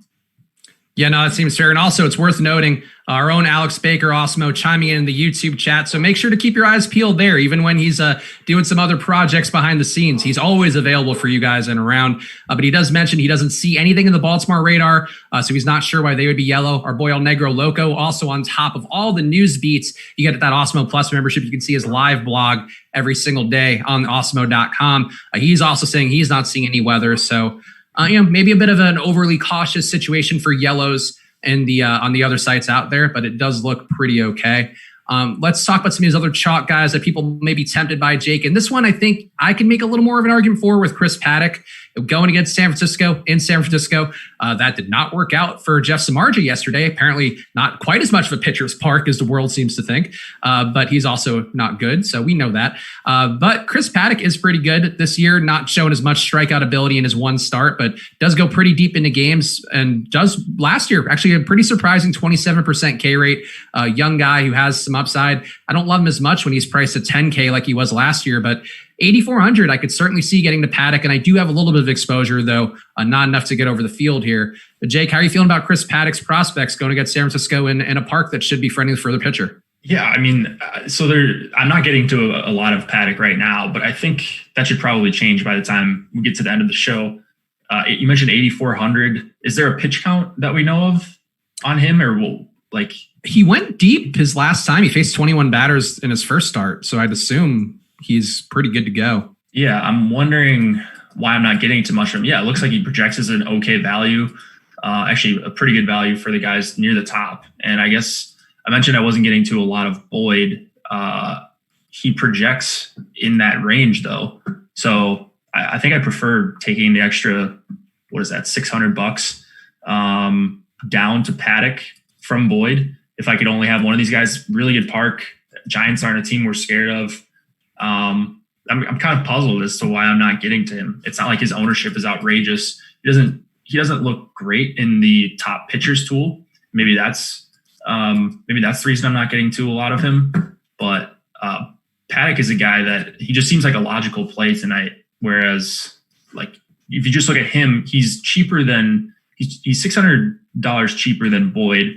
The implied total against Boyd is 4.5. The implied total against Paddock is 3.4, and the ownership looks very similar between these two guys. So I think I prefer Paddock over Boyd right now, though not getting to much of them. Maybe when I read Crunch, I'll fix that. Yeah, you're right. It does seem, and again, the top pitchers tool, one of Awesemo's new tools that he was laboring over before the launch of the season, and to add to our top stacks tool, two very important tools to really pare down your exposures for Fantasy Cruncher. If you are somebody, no pun intended, who's crunched for time, but it is one way really to save yourself some of those headaches and use Awesemo's data that he uses himself across a variety of sports, but very prominent as well for MLB in particular. It does seem like Paddock's going to be substantially higher owned than his chance of being a top 2 pitcher according to Awesemo. But so, relative to Andrew Heaney, though, whose ownership is going to be much higher and he has a comparable chance of being a top 2 pitcher, I think that's why you go to Paddock, is just to kind of cut your Heaney exposure a bit, would be my gut instinct. Yeah. And Boyd too is kind of the same prospect as well as Paddock. So, maybe it is splitting hairs to choose between them. But I think that's me is the main reason to go to Paddock, is just Paddock or Boyd really, is just to get away from Heaney and be close enough in the price point that you're not going to have a drastically different roster construction. Right. Yeah. So similar roster construction to Heaney, like you said. Better park, lower implied total than Heaney. I got to get to some of Paddock, so I'm making some adjustments in my sheets here. Maybe I had him capped too low or something. Now I've got it so I could get up to like 40% of Paddock. I don't know if I need to be that aggressive, but getting similar exposure to Paddock and Heaney is what I have in my head. It hasn't been that way yet, but I'm guessing Paddock's going to come up for me a little bit in the next 40 minutes. All right, so we'll keep an eye peeled here. And of course, Jake does update you guys as we go about how his exposures are looking. He's playing a bunch of lineups. I'm playing just the usual handful I do when I'm hosting. So, but Jake is going to be your numbers guy for exposure, and we will circle back on that to get the most accurate baseball savant takes that you can. Another player here, Jake, who's pretty good. So finally, we have a slate that actually does have some decent pitchers on it. Jacob deGrom, another guy here going against Boston. Some concerns about pitch count that I heard them talk about in the deeper dive for us. Of course, Loughran and Adam, if you're not watching them every day, or whoever else is filling on the deeper dive, some days we do rotate in Alex or Josh or whomever, but deeper dive show, really a great one to help get you prepped for this one, where we're kind of going around a little more chaotic, trying to sum it up for everybody coming in last minute. So just make that a part of your routine. Jacob deGrom, really high price, Jake. I'd rather have Garrett Cole by a lot, but I think for tournaments, I guess that would be the logic in going to deGrom. Not seeing it in terms of strikeouts, certainly not as friendly of a strikeout matchup as it is for Baltimore going against Garrett Cole. But deGrom's there. He's good. There's nothing in terms of his performance so far this year. If anything, I mean, he's had a 47% K rate in his one start so far, so probably not going to keep that up, but still looking real good. I didn't get to deGrom, and I don't see why I would for running a smaller batch of lineups. I believe a little more in Cole. I like the matchup more. But how are you feeling about deGrom? I guess what situations would you want him, given the fact he's going to be about 25% owned, depending upon how the final ownership looks? Yeah, I mean, he's going to be lower owned than Cole. They're in the same price range, kind of the Boyd Paddock thing that I was just referring to, although I am getting to quite a bit of deGrom. And if you're looking for a reason to play him, or maybe get off of Cole if you don't want the 40% owned pitcher, he grades out much better in the top stack tool in terms of being a little bit underutilized tonight. So large field tournaments, which is the majority of what I'm playing tonight, I like taking a chunk of my would-be Cole lineups and turning them into deGrom somehow. So right now I'm quite a bit over the field on deGrom, which I'm pretty excited about. Like you mentioned, I mean, he's one of the best strikeout pitchers in the MLB. Maybe he doesn't have quite the numbers that Cole has, but it's one start. And if the ownership is going to be this different between these two guys, I think it's a really good night to go to deGrom, whether it's a single entry or a large field tournament, now that I think of it, because in single entry, Cole's probably going to be even higher owned.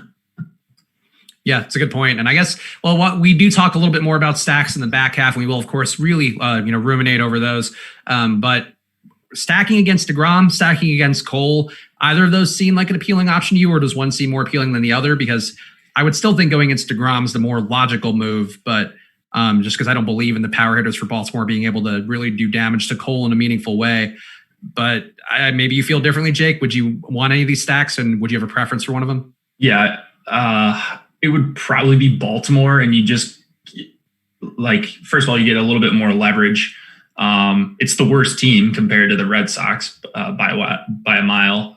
Red Sox lineup much more impressive than Baltimore, but I guess Cole gives up a bunch of home runs. Maybe you get a couple solo shots.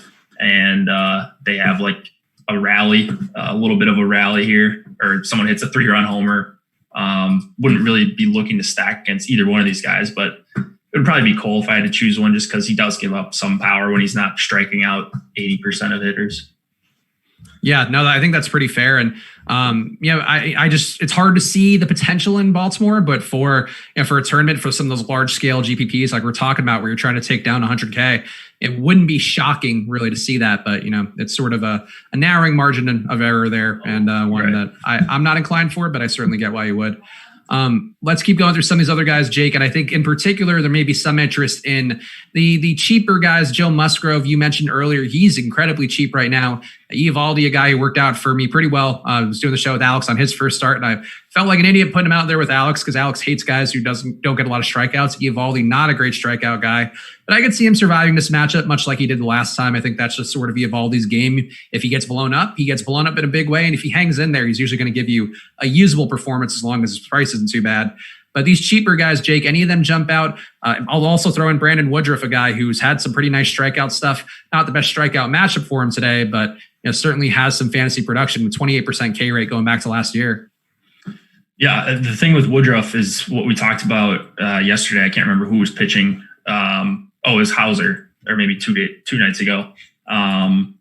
It's just really tough strikeout matchup against Pittsburgh. So the low total is appealing for Woodruff. Woodruff's a better strikeout pitcher than Hauser. My memory serves me. On the other side, Musgrove is just way too cheap. So like the DK algorithm looks like it's broken with Musgrove. It has been for like a year, or maybe they just know he stinks, and they want to laugh at everyone that plays him and when he gets blown up. But it's happened a bunch of times. Like he's like in this 5 to 6.5 K range. And I think if you're multi-entering, you just kind of have to get exposure to these guys, because he's just going to ruin your night. If he puts up like even 18 or 20 DK points and you don't have Musgrove, your night's probably over, because someone will find the expensive one-offs that double dong or something like that. So I have a bunch of Musgrove right now. If the slate started right now, I would have just over 20%. So I guess not a crazy amount, but I don't know why his ownership is only at 7.5%. Seems really low for a 5.3K pitcher that could plausibly go 5-6 innings and be the nuts on this slate. So Musgrove is your preferred guy out of, let's say, everybody between 5 and 8K? Yeah, he is. Okay. By far, actually, it looks like none of these guys look great to me outside of him. Any love for Rich Hill, because he does seem like a slightly more expensive pivot. I mean, Eovaldi, again, not a strikeout guy, so he's a pivot as well. It does have a pretty good value rating from Awesemo, but hard to sort of see him really having a ton of strikeouts. But Rich Hill is a guy who has had a good amount of movement on his pitches, does get some strikeouts at a pretty good rate. Not a killer value in a way that's going to make him pop up a ton in an optimizer, but about 15% projected ownership for him. Did you not land on much Rich Hill because of your overweightness on Musgrove? I'm guessing that's what it is. It's just a similar option with, again, low ownership in Musgrove. And then you got a higher margin for error with almost 2K cheaper for Musgrove. So nothing really against Hill. I'm surprised he's actually this big of a favorite, minus 160. He's got to be like 40 years old at this point. Like he's been around forever. But anyways, he's just not as good to me as Musgrove. If the ownership projections come out and Hill's at 5% and Musgrove's at 20%, by the time we get to lock, then maybe a little bit of that switches. But right now, it doesn't seem close to me. Yeah, that seems pretty fair. And guys, help us out. Hit that like button. We're about to do the torturous time that is dong picks. Though some of our guys, shout out to Terry and El Negro Loco, who've been really sticking it to us so far in dong picks. But we'll get there. And of course, we're going to talk some more about the stacks. Let's try to close the loop here on the pitching and talk through anybody else who we haven't hit on. I'm trying to see nobody in chat mentioning. I do have to ask the question, and this is, again, pitcher leverage against a popular stack, not necessarily a thing that's going to be as valuable based on what Alex has said previously. But Daniel Ponce de Leon, he is a guy who has not been overtly terrible, I think, relative to the ownership that the Twins are going to have today. Twins obviously power monsters. Everybody in that 1 to 9 really can have a double dong day, and these guys I think are terrifying. But Ponce de Leon, to his credit, I think not giving up a ton of power to really either side of the plate. Definitely he did give up a lot to lefties over the last year and change. Only a 0.057 ISO and a 2.9 xFIP for him going against lefties. Against righties, a little bit of a different story, giving up some more there. And obviously a team like the Twins, a team like the Dodgers, a team like Houston, the Yankees, like those are the teams that are a different class where, it doesn't even matter quite as much. But, Ponce de Leon not going to be owned under 1%. The Twins are going to be owned. So is there any interest at all in going that way, even a little bit, if you were playing 150? No, so if I was playing 150, let's see, I can actually tell you if I got to any of them. If I was playing 150, I would have had 0 Ponce de Leon. But so the problem with him is I think he's on a pitch count. And then you go up against the Twins, who not only have a ton of power. Arraez is leading off, guy never strikes out. Donaldson isn't a high strikeout guy. And then Polanco, Cruz, Rosario. Like, you really don't get to a guy that he can probably strike out too often until you get to Sano at 6. Huge total against him. And then again, the pitch count is the problem with Ponce de Leon. I think he's got he did have some pretty major walk issues. I'm not sure if he's fixed them. I feel like I haven't talked about this guy in a couple seasons. Yeah, the whip, 1.2 whip over the last year and change. So that's, nothing too bad. I just don't think he's like a garbage pitcher. He had a 25% K rate. Like I don't think it's a spot you want to go running into the Twins buzzsaw. And we saw last year, and so far we've seen this year, just their all around power can make it very tough to survive as a pitcher. But just a thought I wanted to throw out there. Anybody else at pitching you want to hit on real fast, Shake, before we do the dong picks? No, I think we hit on, I'm playing mostly the popular guys tonight outside of Musgrove. It's not like Musgrove is a slam dunk play or anything like that. Like, I don't think you should lock him.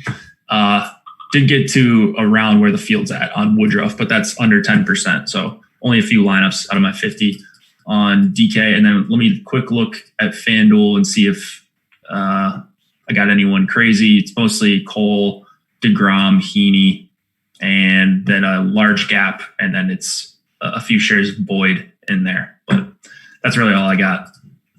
All right, so it's that time. Dong picks yesterday. Actually, Jake did get on the board with Fernando Tatis. I don't believe I got on the board with Ryan Braun.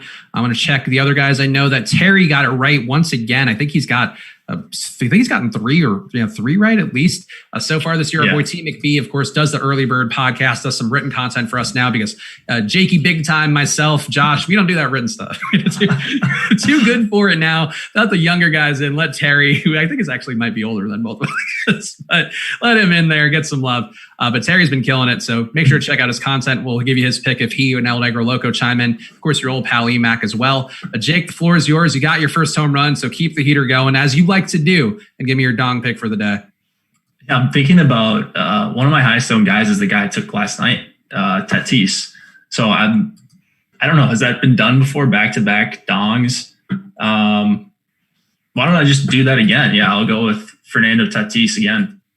He'll probably double dong tonight. I'm sure you've done it before with Eugenio Suarez. Like I find that, or Muncy. Like I'm pretty sure I've done it with Muncy maybe a couple times. Just try to, But we've had a couple favorite boys who I think have popped up once or twice, and I'm sure Emac last year had Nelson Cruz at some point. That old man Nelson and Emac go together like peanut butter and jelly. And speaking of, I'm taking Nelson Cruz.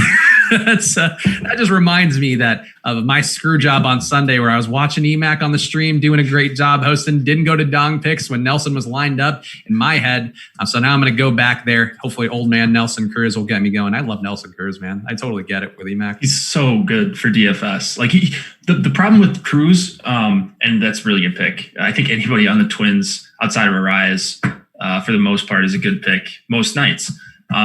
The problem with Cruz is it feels like everybody's just kind of in on him now, and like everyone's in on the Twins. So they, like, even when they're expensive, like everyone's just jamming him in, it seems like. And so Cruz, even in the not great spots, is still getting like 15-20% ownership, not to like Trout level where it's tough to make money with him because everyone's got him as a one-off, but it's he's like Trout light in that respect. It seems like to me. No, I think that's pretty fair and very high praise. But yeah, I'm actually very much on the same page with you. Also, hilariously, both T McVie and El Negro Loco posted their home run picks in the basketball Slack. But you get access to many sports Slacks if you get that Awesemo Plus membership. So that's just really what they were trying to remind me of, is all the access you get across the board. So many premium chats to discuss in. But El Negro Loco going with Gleyber Torres should be a very popular pick today. And T McVie going to Jorge Soler. So we'll see if T McVie, our boy Terry, can keep things going. And let's see here. Oh, and EMAC chiming in with Michael Conforto. I always think Miguel Conforto, even though I know it's Michael. That feels incorrect on my part. But Michael Conforto for EMAC is the pick. So there we go. EMAC loves Conforto too. Like, I feel like he's a guy who gets picked all the time in this game the last 2 years. He probably likes, I mean, have you seen the meme from Mets fans about like he has like a very, very hot mom? So like whenever he hits home run, there are Mets fans who post like the mom. Oh, no, I haven't seen that. He has an uncomfortably attractive mom. That much. Maybe that does ring a bell. Yeah, uncomfortable for him, right? Yeah, I mean, well, yeah, probably I'm very for her, comfortable with it. honestly. I've made my peace with it. Yes, that. Yeah. That much has been for sure. Let's talk through some of the stacks, Jake, and let me make sure that I have the most recent data from the Top Stacks tool, because of course that is very much an important part of the process, and these update as well as the projections update. So make sure you're getting that Top Stacks tool, part of that Awesemo Plus membership at awesemo.com/join with that promo code RESTART. And let me plug the Top Stacks in here real fast. Nothing changed. Okay, the Yankees came back down a little bit, so that's interesting. But right now, Jake, it looks like based upon leverage, the top stack would be the Dodgers. The most owned stack, or actually the best chance of being a top stack, goes to the Yankees. But relative to ownership, it looks like the Dodgers. I'm on both of those, Jake. The Twins, I did get a lot of. Kansas City, I think we've talked about this pretty much every day. They're going to be a strong value stack. It just doesn't probably make the most sense to go there for 5-mans, a little bit more so for 3-mans, I would say. But let's talk through the actual quality ones before we get to value Kansas City. That's a little teaser there. But Dodgers or Yankees, Jake, which do you have a stronger lead towards, if either? I wasn't getting to a lot of them prior to the show. I'm trying to kind of stay in this mid-tier for now. We just got a rankings and ownership update. I think that's also going to update, as you mentioned, the top stack tool and probably the top pitcher tool as well. So go refresh your pages. We got about 30 minutes until lock. But looking at where the top stacks have the Dodgers now, pretty interested in them. Similar top stack probability to the Yankees, and it looks like they're going to be owned at a little bit lower rate. And then their value, they're just easier to fit in than the Yankees. So a little puzzled why they're not higher for me. But I bet when I crunch, I get more Dodgers and probably less Yankees and probably less of these Padres. It looks like they're jumping up a little bit in ownership over these last couple runs. Yeah, I mean, it does seem, based purely on the top stacks tool, and this can change. This is why you pay for that premium membership of Awesemo Plus. But we'd like to give you some taste here of the most important information. It does seem, the differential for the Dodgers right now, the biggest differential between their chance to be a top stack and their current ownership. People tend to be afraid of going against Houston, even with an unknown guy like Christian Javier as the opener / he can go 5 innings. So. Not a guy who we know a ton about his ability, but not anybody to be afraid of by any stretch. The Yankees, there was a game last year, I remember pretty vividly, where I was team Asher Wojciechowski, and he did fall off of a cliff after that. I think it was either against the Yankees or Boston, where he was like a monster who mowed down everybody. I think what it was he had a good game against Boston, mowed down a bunch of guys, and ended up giving up like 3 home runs because that's what he does. Then the next game, I think he went nuts against the Yankees and actually had a really nice day, if I'm remembering that correctly. Woj is kind of a terrifying pitcher. Like, he's really good. He gives up a high barreled ball rate, but he does get strikeouts. I said he's really good. That was a mistake. I want to walk that back. But he gets strikeouts. He gets Ks. Does that factor in for you at all, Jake, where you're thinking about these high volatility pitchers in terms of a guy like Woj, where he's really boom or bust? The Yankees also pretty boom or bust with their strikeout rate. I think that's the reason you could poke holes in the Yankees today. But does that rate for you? Yeah, I mean, his overall K rate isn't like that impressive from last season, 22.2%. That's actually, I think, a little bit below average for starters. But he did have a couple big starts in there. So a guy that can just kind of turn it on and strike out enough guys to blow up your stack is a little bit concerning. Maybe he takes that next step this year and the K rate bumps up to 23, 24, 25.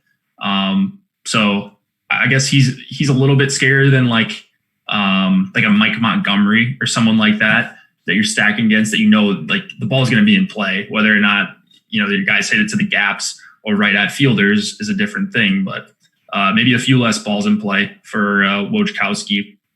Going up against a bunch of righties, so a lot of righty here for the Yankees, I guess, is another slight concern, but they still grade out as the number one stack in the top stacks tool. So mostly just going with that and trying to take my biases out of what I'm doing here as far as entering DFS lineups.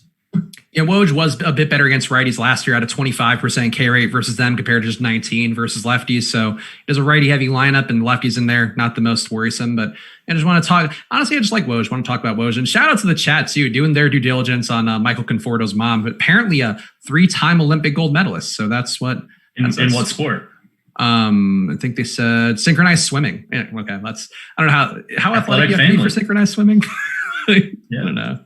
It's probably hard. Like, I'm sure I couldn't do it, but I feel like synchronized swimming, I'm not the most impressed by, like an athletic pedigree. I think anything at the Olympic level is pretty impressive. All right, fair enough. What about Olympic esports? Actually, I would watch that. Who am I kidding? I think that's pretty impressive. 10,000 hours, man. If you got that much time to devote to your craft and you're the best of the best, like, got to respect that. That is a fair point. All right, let's keep going through some of these stacks. And, there are some stacks here that really don't seem like they rate much. Here's one question. What is going on with Detroit's over-unders? They're over 5 again. I mean, I know Cron's been hitting well to start the year. I guess Victor Reyes, I'm looking at the 2020 stats. Victor Reyes too. Nico Goodrum's fine, but they are still fundamentally the Tigers here. You mentioned you like Danny Duffy. Do you have any Tigers going against Danny Duffy? I mean, Duffy's okay. He's just a guy that is like basically not owned at all, and he has an okay chance of being a top 2 pitcher. So that's kind of where my love for Duffy starts and ends. Still pretty, like, I don't know. I mean, I did notice these high totals for Detroit too. I think they were at like 5.1, 5.2. Now they're at 5 flat, it appears. Duffy's certainly a guy you can get to. And they've got a bunch of righties and they're all really cheap, but that's going to inflate their ownership probably a little bit higher than what it should be. And so I'm trying to steer clear of Detroit when I can, kind of trying to steer clear of that game entirely for full stacks. If a couple sneak in there, that's fine. As long as I'm getting some 2 and 3 mans that are a little bit off the board. But yeah, neither of these 2 stacks is close to my favorite as far as my most exposed stack tonight. Yeah, I think for Detroit, it's really more that, like, I see the price points that I could see maybe if they come through, but I'm genuinely just baffled by them having over 5 implied runs multiple times now over the last week. But that's baseball in 2020. Who knows? Let's talk more about the KC stack, Jake, because we talked about Matthew Boyd. We talked about maybe not having a great amount of interest in him, even though he does have some potential in some spots. He is priced at a weird point that maybe doesn't make him the best pitching play. But these Royals, I mean, the ownership on them that they are projected for today is completely insane. They are a very obvious top value. I understand that. I'm okay with that.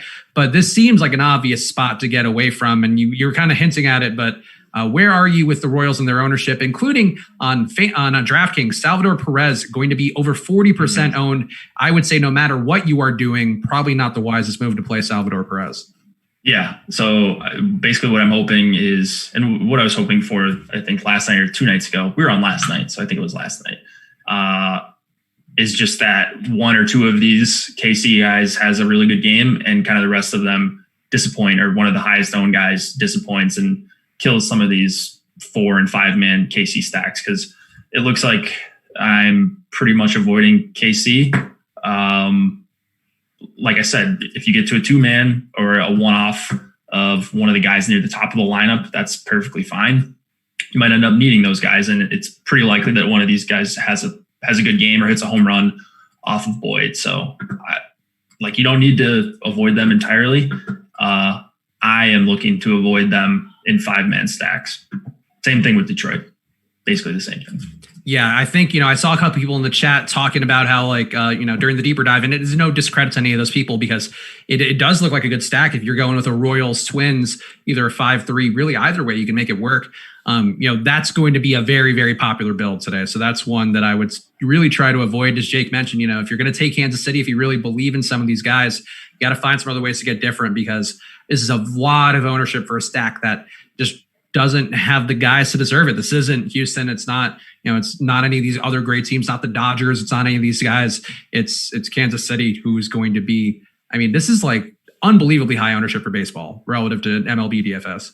Yeah, it's a fail sport. So crazy things can happen. They can hit lasers right at guys. And you should be using that variance to your advantage over the course of the season. So cash, if people are playing cash, I'm sure a bunch of people are, you're probably going to be looking at a lot of Royals. Like Adam said, if someone plays catcher not named Salvador Perez against you in cash tonight, you should write their username down and probably try to scoop them if you're into that kind of thing. But yeah, they all look like very good values. It's a event-based sport though, so who knows what's going to happen? And I'm hoping that baseball takes its course on these Kansas City Royals. Even though it hasn't the last 2 or 3 nights where they've been really popular, they've performed really well.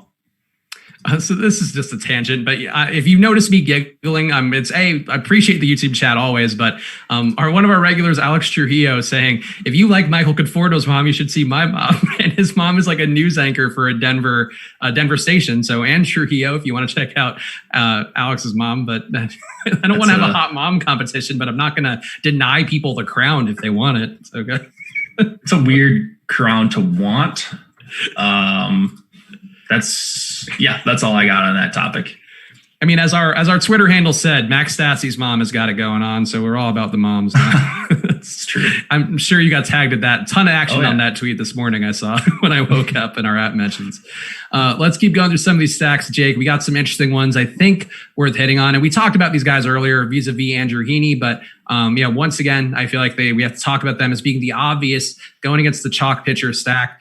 Seattle, again, we addressed it early on, not a team worth a ton of exposure, but good prices on them. They do have some power bats. For me, I think probably favor, Seager's actually not bad lefty.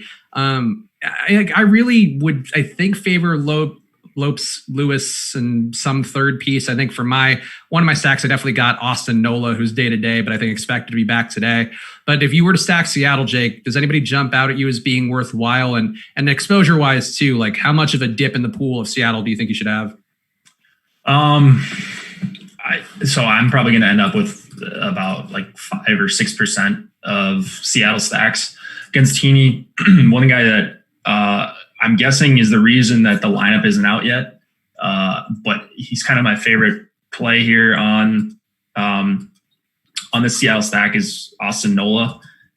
He's projected as a really good value. He's going to be way lower owned than Salvador Perez, and I believe they are. He's $200 more expensive. So as like a one-off pivot in tournaments to Perez, I really like Nola.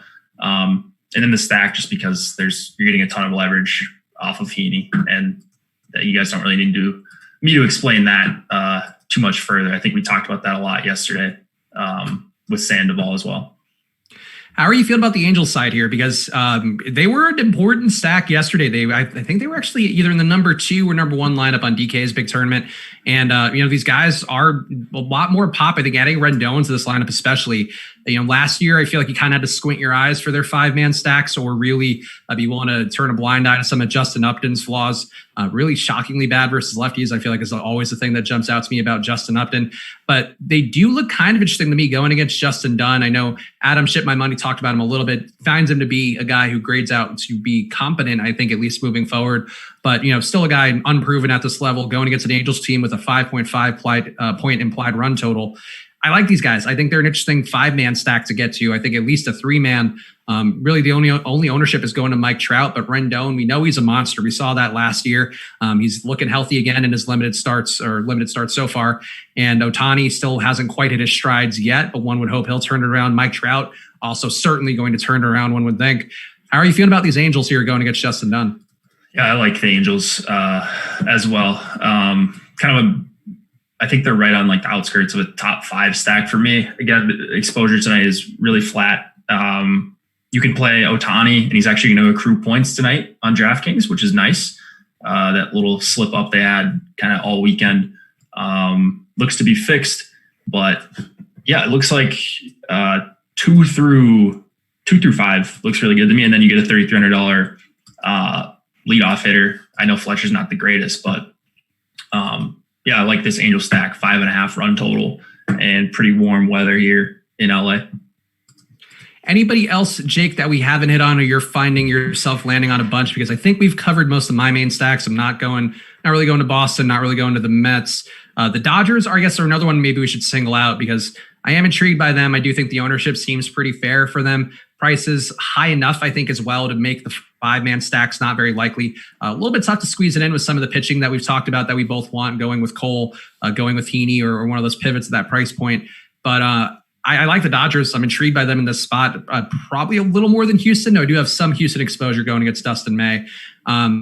This game, Jake, any side jumping out to you between the Dodgers or Houston as being particularly worthwhile? I like the Dodgers. I think we mentioned them a little bit. I can't remember what the context was, but just a ton of power, like what we talked about with the Twins. Big total against a guy making his debut. Usually a pretty decent spot target, and then they're a little bit under-owned in the top stack tool, which is something I weigh heavily that we talk about all the time. You're probably sick of me talking about that, but I really do look at that tool when I'm trying to build some lineups here. It's great for hand building or using an optimizer if you could figure out a way to work that into your process. So they grade out favorably for a number of reasons here. Yeah, they are. Again, as we talked about earlier, I think we were talking about it vis-a-vis the top stacks tool, but yeah, they were earlier the top team relative to their potential to be a top stack versus their ownership. And we did get a top stacks update recently, so let me just make sure that still holds. I think the Yankees ownership looks like it's come down a little bit, whereas obviously their top stack potential remains pretty high. So I think, let me just double check this, but I think the Yankees are now ahead of the Dodgers. Are they really? Actually, well, they still have a higher chance of being the top stack, but the differential is still slightly higher for the Dodgers, but it's pretty close with those two, with the Yankees and Dodgers. Yeah. All right, let's keep going through some of these rest of these teams, guys. And if you have questions, either tag me in the premium Slack or drop it into YouTube. I'm checking both right now. So if there's anything we missed that you feel like is pretty important to the slate, please feel free to ask, because that's what we're here for. Here's a game, Jake, that we haven't talked about at all, and I just kind of wanted to just throw it out there as just see if you have anything, either hitter wise or pitching wise, because I didn't get either. But Tampa Bay and Atlanta, just kind of not great run totals for either. Maybe a little more towards Mike Soroka if you wanted to go to him as a pitcher, but as a deeper dive guys talked about at some length, not a great strikeout guy. Hasn't really shown any signs of life in that area. We were expecting him to take a big jump upwards, but perfectly competent, more of a good real life pitcher than a good DFS pitcher. Keeps the ball down, does limits damage, stuff that we talk about a lot here. Charlie Morton on the other side, not expected to be able to pitch a full game necessarily. Not fully clear on that, but he's got the same Tampa Bay Rays thing we've talked about, and of course the hitting for both sides, pretty competent. Some nice prices. I feel like, damn it, I can never see his full names, and I don't want to mispronounce it. But Yoshi on Tampa Bay, Yoshi Tsutsugo. I got a little bit of popping up, and I kind of just worked around that. But anything in this game jumping out to you at all, Jake? No, this is one that I shouldn't say no. I'm looking at my crunches right now. I run more than 150 lineups, so I don't know if these are going to get filtered out. But I got 3% Tampa stacks. You mentioned Soroka doesn't really strike out a ton of guys, and you got some decent lefties, power speed combo with a guy like Kiermaier, would like him closer to the top of the lineup, but Yoshi and Brandon Lau, I think it's Lau, Nate Lowe. It's Nate Lowe, Brandon Lau, yeah. Yeah, just good pricing on these Rays, and they're going to be relatively unowned. I wouldn't say I'm a big advocate for stacking either side of this game, though. Like you mentioned, middling totals, two pitchers of, well, in Soroka's case, decent quality, and then Morton, he's very good. So not really a game I'm targeting all that often. Yeah, I agree here. I could see going to Charlie Morton. If we knew he'd be going a little bit deeper into the game, I think that's certainly a question mark for me. And he did start. His first start was not a great one. Certainly got slammed around a little bit. But I think in terms of targeting him for regression, I could see thinking that he bounces back. But still, not a spot I'm dying to get to for the reasons we talked about with the pitching. And one other stack that we should hit on, because they have been kind of like low key killing me over the last week, is Milwaukee really not coming through very much. The deeper dive guys talked about if there's reason to have concern. I think Luffy a little more concerned with Christian Yelich's ability to get back from injury. Adam looking at the longer sample size, I was saying that he believes that he'll get back on track. But I think Luffy raised a pretty good point there. Getting your kneecap dislodged is generally not a good thing. I'll go out on that limb and say that. And coming back here, starting cold, also not great against Pittsburgh of all teams. Milwaukee, did you land there at all? Because they're going to have a bounce back day soon, and they're going to be under-owned because of being terrible so far. But I didn't get there today, and if anything, I feel like I was kind of like, not today, Milwaukee, not after this last few days. Yeah, it's kind of the opposite of KC. So I'm hoping I get there. I'm trying to force in some Milwaukee stacks as we speak, just to see if any of them look like really good lineups for large field tournaments. Recency bias is definitely still a thing in DFS. It's not as big as it was maybe before all these sites started offering decent projections and stuff like that. But I do like them against Musgrove. The only issue is usually Musgrove is really popular at this price point, and he's not right now. So you're not getting as much leverage as maybe you would if this were a spot last August or something like that, where everyone was playing Musgrove.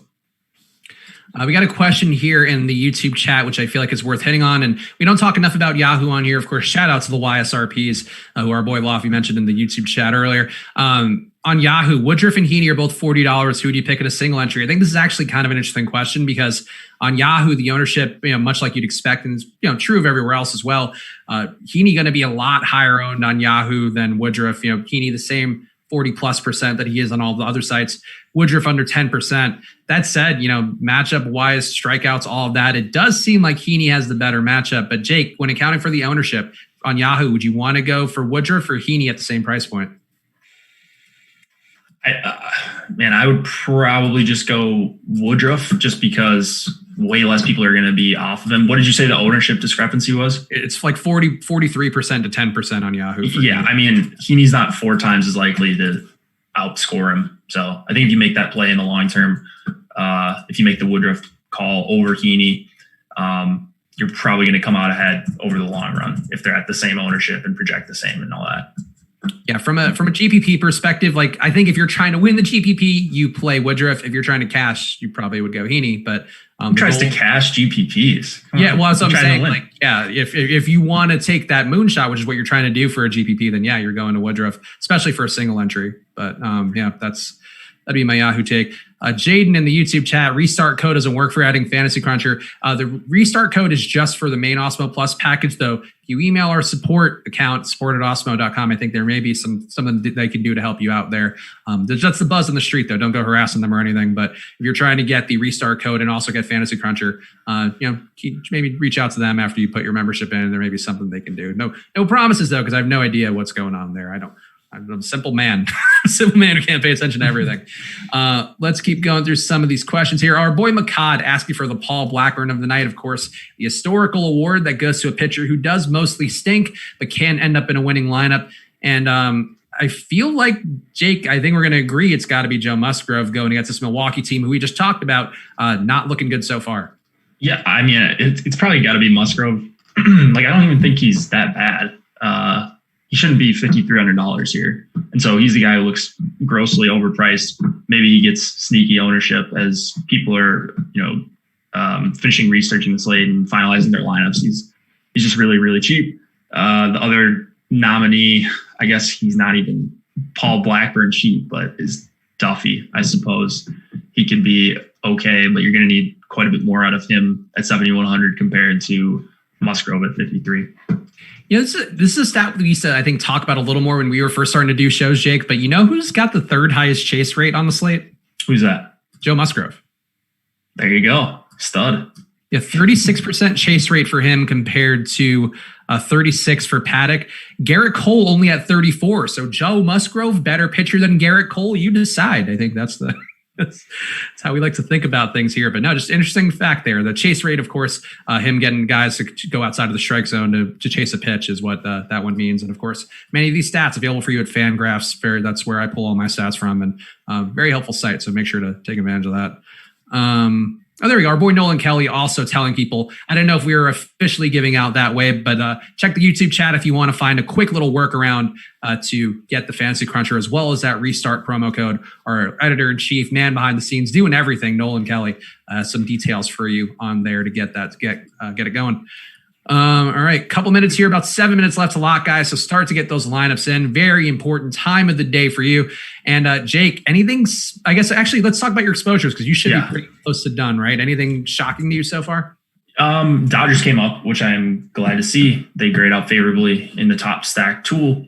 So I was pretty glad to see that on my exposures. I did get to a couple Detroit hitters, kind of more than I wanted to on DraftKings. Crone and Scope. So I'm guessing that's a lot of two-mans. The chalkier guys in that stack too. So that's a little bit worrisome. Minnesota is still up there as a top 3 or 4 stack for me for sure. And then once again, I'm going with some Padres here. I don't know what it is about this team. I guess it's just the power they have. And then if Hosmer's going to be a good hitter again, and okay for DFS, pretty scary top 5 against Cueto, who probably got pretty lucky in his last start. I think he threw like 22% first pitch strikes. And like, if you're going to throw anywhere under 50, you're going to have a big issue. He's got issues with lefties. And then, I'm a little scared of the park, but I was yesterday and it worked out for San Diego. So I'm going back to them tonight. Yeah, Cueto, that first start, I'm looking at his numbers now because I was kind of confused too watching him pitch live and being like, how is he hanging in this? And he did give up some production, but didn't give up any home runs. And also 77% medium contact. So he was keeping that, not a lot of hard contact, not a lot of soft contact. Johnny Cueto just keeping it in the park. So Padres, ton of pops. Maybe they can turn that around. Pitcher's Park, though, makes that a little ugly. We talked about Minnesota, I think, but people asking for more discussion of Minnesota. I love them a lot. I feel a bit like a chalk donkey, which how much Minnesota I have. I vocalized my concerns about Ponce de Leon maybe not being as bad as we're treating him today. But Minnesota, I like the prices. I like the power. I like the run total. Pretty much everything checks out for me here with Minnesota. But Jake, they are the Minnesota Jakes for a reason. So anything, I guess, what are your overarching thoughts here about Minnesota now that you have your final exposures? They're solid. I really like Polanco.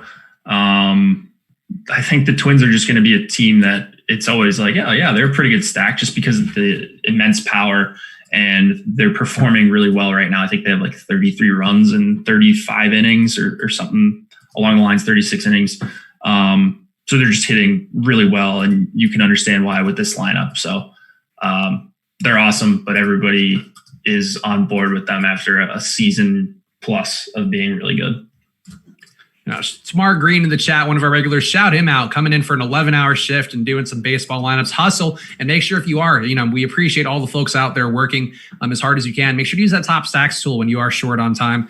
Top stacks, top pitchers tool, even if you're crunching, can be a real time saver. And I know like this is part of a pitch, but legitimately, because people are working hard out there, and I get it. And it's a tough time. So make sure you are using those tools, and that the promo code restarts there. But really, just if you have a membership, especially use those tools. Those are very important tools to shorten your prep time and also still use the best data that you can. And that promo code restart is there at awesemo.com/join.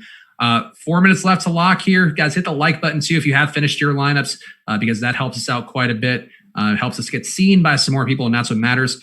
Weather-wise, Jake, still no postponement chance of the Yankees game, it looks like, but any concern for you at all there? I know you were a little bit worried about it earlier.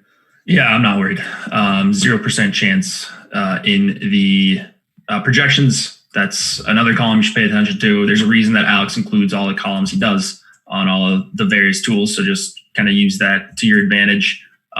If he's not if he's willing to risk tens of thousands of dollars on today's slate playing that game, and he thinks there's no risk, then I'm going to go with what he thinks. So yeah, I'm not concerned about any games with rain tonight. Looks like they're going to be all set to go. Yeah, there is a reason that Awesemo's the $500,000 man this week. So go take advantage of the postponement tools, because that's a helpful thing to keep an eye on. And I think generally, Alex does tend to err a little bit more on the side of not panicking, whereas some of these other, like some of the sites out there, no discredit to them, but they do make money off of the weather prognostication and all that. And sometimes you got to make people sweat a little. So that could be a little more of the reason for yellow. Not to question anybody's integrity or anything like that. That's just the way it goes. Let's see. Let's keep going through here. We just got the Mariners lineup, and Nola is not in it. Oh no, Nola! Okay. So it's Odom again. Let me see if I can make that change quick. Did we update projections for that? No, we didn't. Yeah. Let's see here. Yeah. Aaron Nola, guy we talked about earlier as being a potential value, no longer in there. Who can I even get? I guess Alex Avila, same price. Okay. Is he in the early game? I want to see what I'm going to do. I forgot he's on the freaking Twins. I'm still keeping track of who is on which team. Probably will be for like a month. 2,800, batting ninth. Yeah, that's fine. Okay, and oh boy, this is making my lineup a little uglier than I would like for my one of my Mariners stack. But yeah, for me, I'm swapping out Nola and making a different Twin stack to get an Avila is the way that I'm doing that. But yeah, if you had Austin Nola in any of your lineups, take him out. Apparently, one more day for him after he's been day to day. That is going to be the case for him. And as Jake mentioned, Joe Odom is in, but I don't think he has a price. Is that he doesn't? He didn't last night. I tried to swap to him and I couldn't find him. So, all right, I'm making one last change, is taking Nola out. So that's going to change my exposures just a little bit, but hopefully nothing too drastic. I'll get less Seattle because he was kind of one of the main pieces for me as a pivot off of Perez. So I've got my DK lineups done. And I have unwittingly given myself way too much Alex Avila, though I guess I don't hate it, but that's too much Alex Avila for anybody. Yeah, never fun to be hammering Alex Avila. I can't remember. Yeah. I think you're right on that pronunciation. I pronounced it wrong too, but price point pivot to Salvador Perez. So there you go. That's one thing he's got going for him. Seconds left to lock, guys. Get it in there. Exotic Angels asking one of our regulars during the quarantine period, especially, what batter should be in my lineup tonight? That's an interesting question because baseball is a tough one. I got to say, for me, it's Nelson Cruz. I do think he's the one that does the damage today. But Jake, if you had one batter in your lineup, and obviously, it's a game of stacks, we're just doing this for fun, who would it be before we call it quits today? Fernando Tatis. So we just went with our dong picks again. Of course. Yeah. That's it. Look, we're ride or die for our dong picks. That is one thing you can never argue about this show. Also, a great sentence to take out of context, too. That we are very ride or die for our dong picks. There you go. And one real fast before we call it quits, dong picks for the day. I picked Nelson Cruz. Jake picked Fernando Tatis after he went off from yesterday. EMAC picked the very hot mom, Michael Conforto. Terry, T. McBride, T. McB picked Jorge Soler, and El Negro Loco picked Gleyber Torres. There are your picks for the day. Guys, hit that like button before you go. Make sure you're using that promo code RESTART while you can at awesemo.com/join. Again, half off your first month of Awesemo Plus. If you did finish your lineups on time, now head over to SuperDraft. If you got about 5 minutes there, I'll just straight up give you guys some of the top plays according to Awesemo's projections. But go to superdraft.io or download SuperDraft in the App Store. Their slate locks in 5 minutes. Honestly, they have a ton of overlay I can't see right now, but I'm sure that's the case. Top pitchers on there look like Andrew Heaney, Chris Paddock in that order, followed not too far behind by Matthew Boyd, Nathan Eovaldi, and Jacob DeGrom. Garrett Cole not on the slate on SuperDraft today, so that's one place you can get different. And hitters as well, looks like some of the Shohei Ohtani, Kyle Tucker looking pretty popular. The Angels in general have some decent multipliers. So that's your SuperDraft, some of your plays of the day there. But make sure you're playing on SuperDraft every day. Use that promo code Awesemo10, get $10 free with your deposit of $10, and also get $20 free if you deposit $100 or more. That's SuperDraft for you, or as many of our friends here on this channel will say, SuperDraft, or whatever. I don't want to rip off. You did it. There we go. I did it. It's hard to hit that falsetto. Jake, any plugs here before we call it quits? Yes, a couple things. Someone's asking if they're having trouble depositing on SuperDraft. Sometimes the location doesn't get geotagged correctly. So you might need to send in like a picture of a photo ID, which is what I had to do. So just be aware of that. Look in the fine print. Or you can just email SuperDraft support. They got it figured out for me in like literally 5 minutes when I emailed them. So do that. All of our podcast feeds are going to be separate going forward. So we're going to have, it sounds like we're going to have a main feed, and then we're going to have Awesemo PGA DFS, Awesemo MLB DFS. So go rate and review those. We've got a podcast giveaway, kind of a running one. I think that this round's giveaway is going to be announced August 3rd or August 5th. Anyways, sometime next week. So go read about that. Look at the email, the daily game plan. There should be information in there. And yeah, that's really all I got. Just wanted to make sure we mentioned about the podcast. You can catch all the shows that happened earlier in the day. And the shows for the weekly sports, you can catch them on rewind. So if you're driving home and you don't want to, go back on YouTube, you can't X out of that. Listen to us on podcast. Yeah, podcasts are a great way to catch up with the strategy shows, especially, but all of the content not live before lock, because it doesn't make sense to have that in podcast form, but the rest of it going to be on the podcast feeds, and they're only going to get better with these changes to take advantage of that. For some reason, we don't have the pin tweet thing anymore, but if you check Jake mentioned the daily game plan newsletter, it'll be in there. And we also have some plugs in our Twitter feed if you can scroll through a little bit to find them. And tomorrow, NBA is back. I'll be with Josh and of course, Alex Baker for the NBA preview. Jake, you're here tomorrow with EMAC, right? I believe so. Yeah. Back to back on Live Before Lock, and change it up tomorrow with EMAC. So come with your EMAC jokes, and I'm sure we'll talk a little bit of baseball as well. Yeah, come hang out tomorrow. Subscribe, hit the notification bell. It's a big time. We got MLB, we got NBA, we got everything going off. PGA too. So check out that content. We'll be back with you guys again very soon. So enjoy your nights and good luck. Shout out the hot moms.